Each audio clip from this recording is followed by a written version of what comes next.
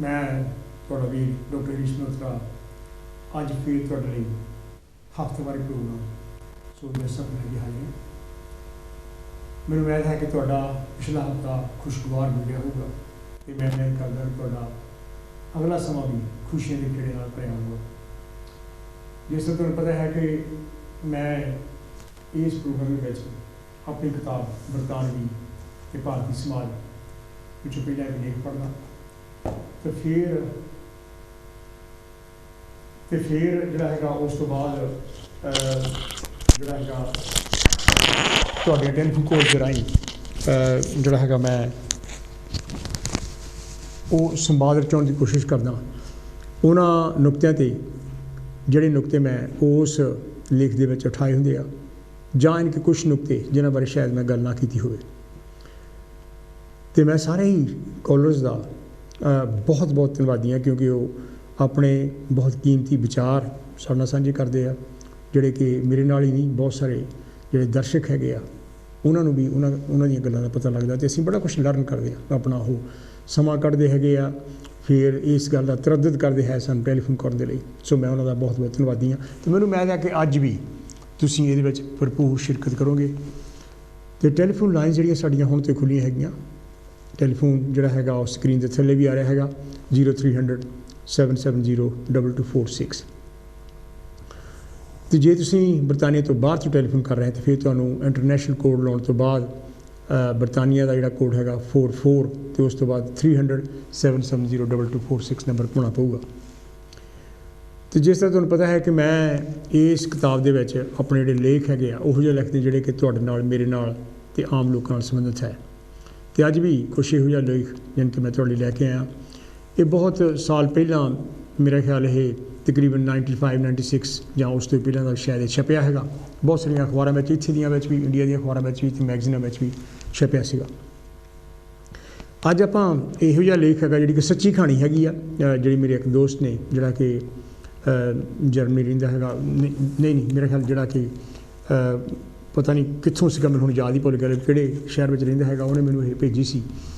ਅਤੇ ਮੈਂ ਫਿਰ ਉਸ ਟਾਈਮ 'ਤੇ ਇਹ ਜਿਹੜੀ ਸਾਰੀ ਕਹਾਣੀ ਸੀਗੀ ਇਹਨੂੰ ਲੇਖ ਵਿੱਚ ਪਰੋ ਕੇ ਅਤੇ ਫਿਰ ਜਿਹੜਾ ਸੀਗਾ ਭੇਜ ਦਿੱਤਾ ਸੀ ਅਖਬਾਰਾਂ ਨੂੰ ਅਤੇ ਹੁਣ ਇਹ ਕਿਤਾਬ ਦੇ ਵਿੱਚ ਵੀ ਸ਼ਾਮਲ ਹੈ। ਆਪਾਂ ਆਏ ਦਿਨ ਦੇਖਦੇ ਰਹਿੰਦੇ ਹਾਂ ਸੁਣਦੇ ਰਹਿੰਦੇ ਹਾਂ ਬਹੁਤ ਸਾਰੇ ਜਾਣੀ ਕਿ ਜਿਹੜੇ ਚਮਤਕਾਰ ਕਰਨ ਵਾਲੇ ਬਾਬੇ ਸਾਧ ਜਾਣੀ ਕਿ ਜਿਹੜੇ ਹੈਗੇ ਆ ਉਹ ਕਈ ਤਰ੍ਹਾਂ ਲੋਕਾਂ ਨੂੰ ਬੁਲਾਉਂਦੇ ਹੈ ਪਰ ਇਹਦਾ ਮਤਲਬ ਇਹ ਨਹੀਂ ਹੈ ਕਈ ਲੋਕ ਬਹੁਤ ਚੰਗੇ ਵੀ ਹੈਗੇ ਆ। ਆਪਾਂ ਸਾਰਿਆਂ ਸਾਧਾ ਬਾਬਿਆਂ ਦੀ ਗੱਲ ਨਹੀਂ ਕਰਨੀ ਹੈ ਆਪਾਂ ਉਹਨਾਂ ਸਾਧਾ ਬਾਬਿਆਂ ਦੀ ਗੱਲ ਕਰਨੀ ਹੈ ਜਿਹੜੇ ਲੋਕਾਂ ਨੂੰ ਐਕਸਪਲੋਇਟ ਕਰਦੇ। ਅਤੇ ਇਸ ਜਿਹੜੀ ਸਟੋਰੀ ਹੈਗੀ ਆ ਉਹਦੇ ਵਿੱਚ ਵੀ ਇੱਕ ਇਹੋ ਜਿਹਾ ਹੈ ਜਿਹਦੇ ਵਿੱਚ ਐਕਸਪਲੋਇਟੇਸ਼ਨ ਜਿਹੜੀ ਹੈ ਕੀਤੀ ਗਈ ਹੈ। ਜਿਸ ਤਰ੍ਹਾਂ ਆਪਾਂ ਨੂੰ ਪਤਾ ਹੈ ਮੈਂ ਇਹਦੇ ਬਾਰੇ ਫਿਰ ਵੀ ਗੱਲ ਕਰਦਾ ਰਹੂੰਗਾ ਜਿੱਦਾਂ ਆਸਾ ਰਾਮ ਯਾਨੀ ਕਿ ਅੱਜ ਕਲੰਦਰ ਹੈਗਾ ਉਹ ਵੀ ਆਪਣੇ ਨੂੰ ਬੜਾ ਵੱਡਾ ਬਾਬਾ ਖੁਆਉਂਦਾ ਸੀਗਾ। ਫਿਰ ਜਿਹੜਾ ਗੁਰਮੀਤ ਰਾਮ ਰਹੀਮ ਵੀ ਅੰਦਰ ਹੈ ਜਾਣੀ ਕਿ ਜੋ ਉਹਨੇ ਖਰਾਬੀਆਂ ਕੀਤੀਆਂ। ਅਤੇ ਅੱਜ ਕੱਲ੍ਹ ਇੱਕ ਹੋਰ ਨਵਾਂ ਬਾਬਾ ਜਾਣੀ ਕਿ ਉੱਠਿਆ ਹੈਗਾ ਜਿਹੜਾ ਆਪਣੇ ਵਿਗੇਸ਼ਵਰ ਤ੍ਰਿੰਦਰ ਸ਼ਾਸਤਰੀ ਸਮਥਿੰਗ ਕੁਛ ਇੱਦਾਂ ਨਾਂ ਹੈ ਉਹਦਾ 26 ਸਾਲ ਦਾ ਅਤੇ ਉਹ ਵੀ ਆਪਣੇ ਕਈ ਤਰ੍ਹਾਂ ਦੇ ਜਿਹੜੇ ਹੈਗਾ ਚਮਤਕਾਰ ਕਰਨ ਦੀ ਕੋਸ਼ਿਸ਼ ਕਰ ਰਿਹਾ ਜਾਣੀ ਕਿ ਜਦ ਦੱਸ ਰਿਹਾ ਮੇਰੇ ਕੋਲ ਚਮਤਕਾਰੀ ਸ਼ਕਤੀ ਹੈਗੀ ਆ ਸ਼ਾਇਦ। ਖੈਰ ਇਹ ਮੈਂ ਤੁਹਾਡੇ 'ਤੇ ਜਿਹੜਾ ਹੈਗਾ ਰੱਖਦਾ ਲੈ ਤੁਸੀਂ ਇਹਦੇ ਬਾਰੇ ਕੀ ਸੋਚਦੇ ਆ। ਪਰ ਅੱਜ ਜਿਸ ਬਾਰੇ ਆਪਾਂ ਗੱਲ ਕਰਨੀ ਮੈਂ ਤੁਹਾਨੂੰ ਪਹਿਲਾਂ ਉਹ ਜਿਹੜੀ ਹੈ ਕਹਾਣੀ ਉਹ ਜਿਹੜਾ ਸਟੋਰੀ ਹੈ ਅਤੇ ਉਹ ਐਸੇ ਜਿਹੜਾ ਹੈਗਾ ਉਹ ਤੁਹਾਨੂੰ ਪੜ੍ਹ ਕੇ ਸੁਣਾਵਾਂ। ਇਹਦਾ ਜਿਹੜਾ ਨਾਂ ਹੈਗਾ ਇਹ ਰੱਖਿਆ ਹੈਗਾ ਬਾਬਾ ਬੋਕ। ਭਾਰਤੀ ਲੋਕਾਂ ਵਿੱਚ ਸਾਧਾਂ ਬਾਬਿਆਂ ਦੇ ਕਈ ਤਰ੍ਹਾਂ ਦੀਆਂ ਮੱਟੀਆਂ ਮਤਾਵਾਂ ਨੂੰ ਪੂਜਣ ਦਾ ਬੜਾ ਰਿਵਾਜ ਹੈ। ਇਹ ਉਹਨਾਂ ਦੀ ਇੱਕ ਕਿਸਮ ਦੀ ਰੋਜ਼ਾਨਾ ਜ਼ਿੰਦਗੀ ਜੀਵਨ ਦਾ ਅਨਿੱਖੜਵਾਂ ਅੰਗ ਬਣ ਗਿਆ ਹੈ। ਬੜੇ ਘੱਟ ਭਾਰਤੀ ਹਨ ਜੋ ਇਹਨਾਂ ਰੱਬ ਦੇ ਦਲਾਲਾਂ ਨੂੰ ਲਲਕਾਰਦੇ ਹਨ ਅਤੇ ਉਹਨਾਂ ਦੇ ਢੰਗ ਨੂੰ ਲੋਕਾਂ ਸਾਹਮਣੇ ਪੇਸ਼ ਕਰਨ ਦੀ ਕੋਸ਼ਿਸ਼ ਕਰਦੇ ਹਨ। ਭਾਰਤੀ ਸਮਾਜ ਵਿੱਚ ਬਹੁਤੀਆਂ ਸਮਾਜਿਕ ਉਲਝਣਾਂ ਵਿੱਚ ਇਹ ਕਈ ਰੱਬ ਦੇ ਦਲਾਲ ਬੜਾ ਵੱਡਾ ਰੋਲ ਅਦਾ ਕਰਦੇ ਹਨ। ਇਹਨਾਂ ਦਾ ਧੰਦਾ ਤਰਕਹੀਣ ਅਤੇ ਗੈਰ ਵਿਗਿਆਨਕ ਸੋਚ 'ਤੇ ਚੱਲਦਾ ਹੈ। ਤਰਕਹੀਣ ਅਤੇ ਗੈਰ ਵਿਗਿਆਨਕ ਸੋਚ ਸਕੂਲਾਂ ਕਾਲਜਾਂ ਯੂਨੀਵਰਸਿਟੀਆਂ 'ਚ ਪੜ੍ਹੇ ਲੋਕਾਂ ਦੀ ਵੀ ਹੋ ਸਕਦੀ ਹੈ ਅਤੇ ਉਹਨਾਂ ਦੀ ਵੀ ਜਿਨ੍ਹਾਂ ਇਹਨਾਂ ਵਿੱਦਿਅਕ ਅਦਾਰਿਆਂ ਅੰਦਰ ਕੋਈ ਪੜ੍ਹਾਈ ਤੱਕ ਨਹੀਂ ਕੀਤੀ ਹੁੰਦੀ। ਬਾਬੇ ਸਾਧ ਬੀਬੀਆਂ ਅਤੇ ਮਾਤਾਵਾਂ ਇਸ ਤਰਕਹੀਣ ਅਤੇ ਗੈਰ ਵਿਗਿਆਨਕ ਸੋਚ ਦਾ ਪੂਰਾ ਲਾਹਾ ਲੈਂਦੇ ਹਨ। ਅਗਰ ਕਿਸੇ ਦੀ ਆਰਥਿਕ ਹਾਲਤ ਠੀਕ ਨਾ ਹੋਵੇ ਅਤੇ ਘਰ ਵਿੱਚ ਕਈ ਤਰ੍ਹਾਂ ਦਾ ਕਲੇਸ਼ ਰਹਿੰਦਾ ਹੋਵੇ ਤਾਂ ਉਹ ਇਹਨਾਂ ਬਾਬਿਆਂ ਦੇ ਜਾਲ ਵਿੱਚ ਝੱਟ ਝੱਫਿਆ ਜਾਂਦਾ ਹੈ। ਇਹ ਬਾਬੇ ਸਾਧ ਕਈ ਨੌਜਵਾਨਾਂ ਨੂੰ ਬਾਹਰਲੇ ਮੁਲਕ ਵਿੱਚ ਲਿਜਾ ਕੇ ਉਹਨਾਂ ਦਾ ਕਈ ਤਰ੍ਹਾਂ ਨਾਲ ਸ਼ੋਸ਼ਣ ਕਰਦੇ ਹਨ। ਉਹਨਾਂ ਦੀ ਮਜਬੂਰੀ ਦਾ ਫਾਇਦਾ ਉਠਾ ਕੇ ਉਹਨਾਂ ਦੀਆਂ ਜ਼ਿੰਦਗੀਆਂ ਨਾਲ ਖਿਲਵਾੜ ਕਰਦੇ ਹਨ। ਇੱਕ ਇਸੇ ਤਰ੍ਹਾਂ ਦੇ ਮੰਨੇ ਪ੍ਰਮੰਨੇ ਸਾਧ ਦੀ ਕਰਤੂਤ ਦਾ ਮੈਨੂੰ ਪੁੱਛਿਆ ਜਾਏ ਲਿਖਤੀ ਰੂਪ ਵਿੱਚ ਪਤਾ ਲੱਗਾ। ਲਿਖਣ ਵਾਲਾ ਮਹਿੰਦਰ ਸਿੰਘ ਅਸਲੀ ਨਾਂ ਕੋਈ ਹੋਰ ਹੈ। ਉਹਨੇ ਸਾਧ ਸੰਗਤ ਦੇ ਚਰਨਾਂ ਵਿੱਚ ਇਸ ਤਰ੍ਹਾਂ ਲਿਖਿਆ ਹੈ जिस तरह मैं पहले भी कहा सीगा कि आपां सारे साध बाबिਆਂ की गल नहीं करते, यानी कि उन्हों की गल कर रहे हैं जिहड़े यानी कि खिलवाड़ करते हैं। बहुत सारे चंगे लोग भी है, बहुत सारे लोग मनते भी है, यही उन्हों का अपना अकीदा है। एक ओंकार सतगुर प्रसाद। गुरु प्यारी साध संगत जीओ, वाहिगुरू जी का खालसा वाहिगुरू जी की फतेह।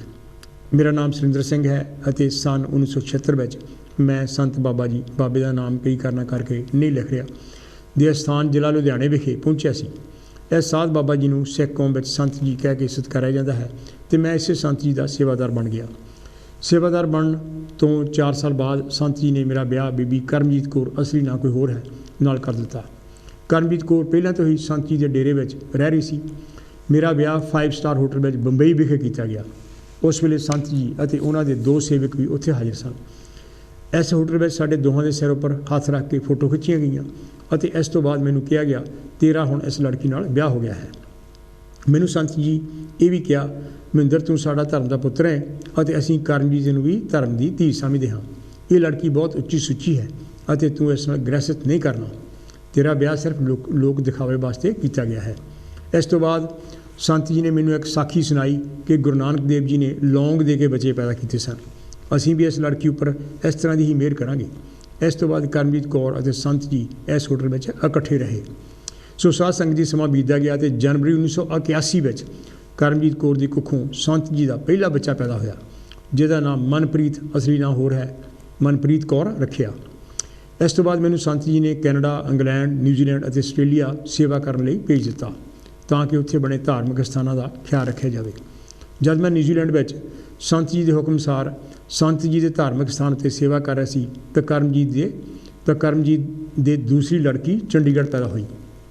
ਸੋ ਸਾਧ ਸੰਗਤ ਜੀ, ਇਸ ਦਾ ਅੰਦਾਜ਼ਾ ਤੁਸੀਂ ਆਪ ਹੀ ਲਗਾ ਸਕਦੇ ਹੋ ਕਿ ਸੰਤ ਜੀ ਜੋ ਅੱਜ ਦੇ ਯੁੱਗ ਵਿੱਚ ਆਪਣੇ ਆਪ ਨੂੰ ਗੁਰੂ ਨਾਨਕ ਕਹਾ ਰਿਹਾ ਹੈ ਕਿ ਇਸ ਨੇ ਲੌਂਗ ਦੇ ਕੇ ਬੱਚੇ ਪੈਦਾ ਕੀਤੇ ਹਨ ਜਾਂ ਕਰਮਜੀਤ ਕੌਰ ਨਾਲ ਗ੍ਰਹਿਸਤ ਮਾਰਗ ਧਾਰਨ ਕਰਕੇ, ਇਸ ਗੱਲ ਨੂੰ ਮੁੱਖ ਰੱਖ ਕੇ ਮੇਰਾ ਮਨ ਬੜਾ ਦੁਖੀ ਸੀ। ਸੰਤ ਜੀ ਦੇ 2 ਹੋਰ ਲੜਕੀਆਂ ਨਾਲ ਵੀ ਨਜਾਇਜ਼ ਸੰਬੰਧ ਹਨ। ਮੈਂ ਹੋਰ ਬਰਦਾਸ਼ਤ ਨਾ ਕਰਦਾ ਹੋਇਆ 29 ਸਤੰਬਰ 1987 ਨੂੰ ਸੰਤ ਜੀ ਦੇ ਧਾਰਮਿਕ ਸਥਾਨ ਤੋਂ, ਜਿੱਥੇ ਮੈਂ ਗ੍ਰੰਥੀ ਵਜੋਂ ਕੰਮ ਕਰਦਾ ਸੀ, ਗੁਰੂ ਮਹਾਰਾਜ ਅੱਗੇ ਅਰਦਾਸ ਕਰਕੇ ਕੰਮ ਛੱਡ ਦਿੱਤਾ। ਸਾਧ ਸੰਗਤ ਜੀ, ਮੈਂ ਹੁਣ ਤੱਕ ਬਹੁਤ ਮਜਬੂਰ ਸੀ ਕਿ ਮੈਂ ਤੁਹਾਨੂੰ ਕੁਝ ਨਹੀਂ ਦੱਸ ਸਕਿਆ। ਇਹ ਇਨਸਾਨ ਜਿਹਨੂੰ ਲੋਕ ਬਹੁਤ ਪਹੁੰਚਿਆ ਹੋਇਆ ਸੰਤ ਕਹਿੰਦੇ ਹਨ, ਇੱਕ ਖਤਰਨਾਕ ਬਦਮਾਸ਼ ਹੈ ਜਿਹੜਾ ਕਿ ਕਿਸੇ ਵੀ ਟਾਈਮ ਕਿਸੇ ਦਾ ਖੂਨ ਕਰਵਾ ਸਕਦਾ ਹੈ। ਇਸ ਨੇ ਕੁਝ ਸਮਾਂ ਪਹਿਲਾਂ ਵੀ ਇੱਕ ਬੱਚੇ ਦਾ ਖੂਨ ਕੀਤਾ ਸੀ, ਜਿਸ ਦੇ ਇਸ਼ਤਿਹਾਰ ਇੰਡੀਆ ਵਿੱਚ ਜਗਰਾਵਾਂ ਵਿਖੇ ਸੰਗਤਾਂ ਅੱਗੇ ਭੇਟ ਕੀਤੇ ਸਨ। ਉਸ ਇਸ਼ਤਿਹਾਰ ਉੱਪਰ ਸੰਤ ਜੀ ਅਤੇ ਬੱਚੇ ਦੀ ਫੋਟੋ ਵੀ ਸੀ। ਮੈਂ ਆਪਣੇ ਮਾਂ-ਬਾਪ ਦਾ ਇਕਲੌਤਾ ਪੁੱਤਰ ਹੋਣ ਕਰਕੇ ਇਸ ਗੱਲ ਤੋਂ ਡਰਦਾ ਅਜੇ ਤੱਕ ਚੁੱਪ ਸੀ। ਪਰ ਹੁਣ 1999 ਵਿੱਚ ਜਦ ਸੰਤ ਜੀ ਦੇ 2 ਹੋਰ ਸੇਵਾਦਾਰ ਪੰਜਾਬ ਤੋਂ ਆਸਟ੍ਰੇਲੀਆ ਆਏ, ਜੋ ਕਿ ਪਿਛਲੇ 5 ਸਾਲਾਂ ਤੋਂ ਸੰਤ ਜੀ ਦੇ ਹੁਕਮ ਅਨੁਸਾਰ ਸੇਵਾ ਕਰਦੇ ਆ ਰਹੇ ਸਨ, ਮੈਨੂੰ ਆ ਕੇ ਮਿਲੇ ਤਾਂ ਉਹਨਾਂ ਆਪਣੀਆਂ ਦਰਦ ਭਰੀਆਂ ਕਹਾਣੀਆਂ ਸੁਣਾਈਆਂ ਤਾਂ ਮੈਂ ਸੰਤ ਜੀ ਦੀ ਕਰਤੂਤਾਂ ਦਾ ਪਰਦਾ ਸਾਧ ਸੰਗਤ ਦੇ ਸਾਹਮਣੇ ਪਾਸ਼ ਕਰਨ ਦਾ ਜੇਰਾ ਕੀਤਾ ਹੈ। ਇਹਨਾਂ ਸੇਵਾਦਾਰਾਂ ਦੇ ਨਾਂ ਬਲਵਿੰਦਰ ਸਿੰਘ ਅਤੇ ਤਰਨਜੀਤ ਸਿੰਘ, ਮਿੱਠੂ ਅਸਲੀ ਨਾਂ ਕੋਈ ਹੋਰ ਹਨ, ਜੋ ਸੰਤ ਜੀ ਦੇ ਚੱਕਰਾਂ ਵਿੱਚੋਂ ਬੜੀ ਮੁਸ਼ਕਿਲ ਨਾਲ ਨਿਕਲੇ ਹਨ। ਸਾਧ ਸੰਗਤ ਦੇ ਸਾਹਮਣੇ ਇਹ ਸਭ ਕੁਝ ਪੇਸ਼ ਕਰਨ ਦਾ ਮੇਰਾ ਮਤਲਬ ਸਿਰਫ ਇਹੀ ਹੈ ਕਿ ਸਾਡੇ ਵਰਗੇ ਹੋਰ ਕਈ ਨੌਜਵਾਨ ਲੜਕੇ ਅਤੇ ਲੜਕੀਆਂ ਇਸ ਸੰਤ ਜੀ ਦੇ ਸੇਵਾਦਾਰ ਬਣੇ ਹੋਏ ਹਨ। ਉਹਨਾਂ ਨੌਜਵਾਨਾਂ ਅਤੇ ਮੁਟਿਆਰਾਂ ਨੂੰ ਸੰਤ ਜੀ ਦੀਆਂ ਕਰਤੂਤਾਂ ਦਾ ਅਜੇ ਪਤਾ ਨਹੀਂ। ਅਗਰ ਮੇਰੀ ਇਸ ਬੇਨਤੀ ਨਾਲ ਉਹ ਆਪਣਾ ਜੀਵਨ ਬਰਬਾਦ ਹੋਣ ਤੋਂ ਬਚਾ ਸਕਣ ਤਾਂ ਇਹ ਮੇਰੀ ਪ੍ਰਾਪਤੀ ਹੋਵੇਗੀ। ਸੋ ਸਾਧ ਸੰਗਤ ਜੀ, ਧਾਰਮਿਕ ਸਥਾਨ ਤਾਂ ਬਹੁਤ ਉੱਚੀ ਸੁੱਚੀ ਮਹਾਨਤਾ ਰੱਖਣ ਵਾਲੀ ਥਾਂ ਹੁੰਦੀ ਹੈ, ਪਰ ਇਹ ਸੰਤ ਜੀ ਇਹਨਾਂ ਥਾਵਾਂ ਨੂੰ ਕਲੰਕ ਲਗਾ ਰਹੇ ਹਨ ਅਤੇ ਗੁਰੂ ਨਾਨਕ ਦੇਵ ਜੀ ਸੱਚੇ ਪਾਤਸ਼ਾਹ ਦਾ ਨਾਮ ਬਦਨਾਮ ਕਰ ਰਹੇ ਹਨ। ਮੈਂ ਅਖੀਰ ਵਿੱਚ ਸਾਧ ਸੰਗਤਾਂ ਦੇ ਚਰਨਾਂ ਵਿੱਚ ਅਰਦਾਸ ਕਰਦਾ ਕਿ ਇਸ ਸੰਤ ਜੀ ਦੀਆਂ ਭੈੜੀਆਂ ਆਦਤਾਂ ਨੂੰ ਨਕੇਲ ਪਾਈ ਜਾਵੇ ਅਤੇ ਜਲਦੀ ਤੋਂ ਜਲਦੀ ਇਸ ਗੱਲ ਦਾ ਨੋਟਿਸ ਲਿਆ ਜਾਵੇ। ਸੰਗਤਾਂ ਦਾ ਦਾਸ ਮਹਿੰਦਰ ਸਿੰਘ। ਸੰਤ ਜੀ ਵਰਗੇ ਸਾਧ ਬਾਬੇ ਆਏ ਦਿਨ ਬਲੈਤ ਵਿੱਚ ਵੀ ਆ ਰਹਿੰਦੇ ਹਨ। ਮੂਰਖ ਜਨਤਾ ਉਹਨਾਂ ਦੀਆਂ ਗੱਲਾਂ ਵਿੱਚ ਜਿਸ ਤਰ੍ਹਾਂ ਆ ਜਾਂਦੀ ਹੈ, ਸੁਣ ਕੇ ਹੈਰਾਨੀ ਵੀ ਹੁੰਦੀ ਹੈ ਕਿ ਅੱਜ ਦੇ ਯੁੱਗ ਵਿੱਚ ਵੀ ਲੋਕ ਇਹਨਾਂ ਦੇ ਪਿੱਛੇ ਲੱਗੇ ਹੋਏ ਹਨ। ਅੱਜ ਕੱਲ੍ਹ ਬਲੈਤ ਵਿੱਚ ਇੱਕ ਸਾਧ ਆਇਆ ਹੋਇਆ ਹੈ ਪੰਜਾਬ ਤੋਂ। ਉਹਦਾ ਕਹਿਣਾ ਹੈ ਕਿ ਅਗਰ ਕਿਸੇ ਨੂੰ ਕੋਈ ਦੀਰਘ ਰੋਗ ਵੀ ਲੱਗਾ ਹੋਵੇ ਤਾਂ ਉਹ ਉਸ ਇਨਸਾਨ ਦੀ ਫੋਟੋ ਤੋਂ ਹੀ ਉਹਦਾ ਇਲਾਜ ਕਰ ਸਕਦਾ ਹੈ। ਮੈਂ ਇੱਕ ਇਨਸਾਨ ਨੂੰ ਜਾਣਦਾ ਹਾਂ ਜਿਨ੍ਹਾਂ ਦੇ ਕਈ ਵਰ੍ਹੇ ਹੋਏ ਉਹਨਾਂ ਦਾ ਨਿਊਜ਼ੀਲੈਂਡ ਵਿਖੇ ਵੱਡੇ ਵੱਡੇ ਮਾਹਰਾਂ ਇਲਾਜ ਵੀ ਕੀਤਾ, ਪਰ ਗੱਲ ਨਾ ਬਣੀ ਕਿਉਂਕਿ ਉਸ ਰਿਸ਼ਤੇਦਾਰ ਦੀ ਯਾਦਾਸ਼ਤ ਚਲੀ ਗਈ ਸੀ ਅਤੇ ਹੁਣ ਉਹਦੇ ਕਈ ਰਿਸ਼ਤੇਦਾਰ ਇਸ ਸਾਧ ਬਾਬੇ ਦੁਆਲੇ ਫੋਟੋ ਲੈ ਕੇ ਹੋਏ ਫਿਰਦੇ ਹਨ ਕਿ ਇਹ ਅਨਪੜ੍ਹ ਸਾਧ ਇਲਾਜ ਕਰ ਦੇਵੇਗਾ। ਇਹ ਜਹਾਲਤ ਦੀ ਉੱਤਮ ਟੀਸੀ ਹੈ।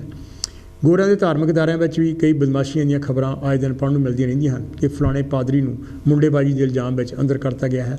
कई बार सिखां दे ग्रंथियां, मंदिरां दे पुजारियां अते मसीतां दे लंबड़दार भी अखबारी खबरां दीयां सुर्खियां दा हिस्सा बनदे हन। ਮਹਿੰਦਰ ਸਿੰਘ ਅਤੇ ਉਹਦੇ ਸਾਥੀ ਕਰਮਜੀਤ ਕੌਰ ਅਤੇ ਉਹਦੀਆਂ ਸਾਥਣਾਂ ਤਾਂ ਹੋਰ ਵੀ ਬਥੇਰੀਆਂ ਹੋਣਗੀਆਂ ਜਿਹੜੀਆਂ ਇਹਨਾਂ ਬਾਬੇ ਬੋਕਾਂ ਦੇ ਹਫਸ ਦੀਆਂ ਰੋਜ਼ ਸ਼ਿਕਾਰ ਹੁੰਦੀਆਂ ਹੋਣਗੀਆਂ, ਪਰ ਕਈ ਮਜਬੂਰੀਆਂ ਕਾਰਨ ਗੱਲਾਂ ਬਾਹਰ ਨਹੀਂ ਆਉਂਦੀਆਂ। ਇਹ ਬਦਮਾਸ਼ ਅਤੇ ਨਖੱਟੂ ਕਿਸਮ ਦੇ ਸਾਧ ਬਾਬੇ ਉਹਨਾਂ ਭਲੇ ਪੁਰਸ਼ਾਂ ਦਾ ਵੀ ਨਾਮ ਬਦਨਾਮ ਕਰਦੇ ਹਨ ਜਿਨ੍ਹਾਂ ਆਪਣੇ ਸਮੇਂ ਵਿੱਚ ਆਪਣੇ ਢੰਗਾਂ ਨਾਲ ਲੋਕਾਂ ਦਾ ਭਲਾ ਕੀਤਾ ਸੀ ਅਤੇ ਕਈ ਤਰ੍ਹਾਂ ਦੇ ਦੁੱਖ ਝੱਲੇ, ਜਾਨਾਂ ਵਾਰੀਆਂ ਅਤੇ ਕੁਰਬਾਨੀਆਂ ਕੀਤੀਆਂ। ਇਸ ਜ਼ਿਲ੍ਹਣ ਵਿੱਚੋਂ ਨਿਕਲਣ ਦਾ ਇੱਕੋ ਇੱਕ ਇਲਾਜ ਵਿਗਿਆਨਕ ਅਤੇ ਤਰਕਸ਼ੀਲ ਸੋਚ ਹੀ ਹੈ। ਸੋ ਇਹ ਤਾਂ ਸੀ ਜੀ ਮੇਰਾ ਇਹ ਛੋਟਾ ਜਿਹਾ ਲੇਖ ਜਿਹੜਾ ਮੈਂ ਤੁਹਾਡੇ ਨਾਲ ਸਾਂਝਾ ਕੀਤਾ। ਜਿਸ ਤਰ੍ਹਾਂ ਮੈਂ ਪਹਿਲਾਂ ਵੀ ਕੀਤਾ ਸੀ ਅਤੇ ਇਹ ਗੱਲ ਮੈਂ ਬਾਰ-ਬਾਰ ਵੀ ਕਹਿੰਦੇ ਰਹਿਣਾ ਹੈਗਾ। ਹਰ ਇੱਕ ਦਾ ਆਪਣਾ ਅਕੀਦਾ ਹੈਗਾ।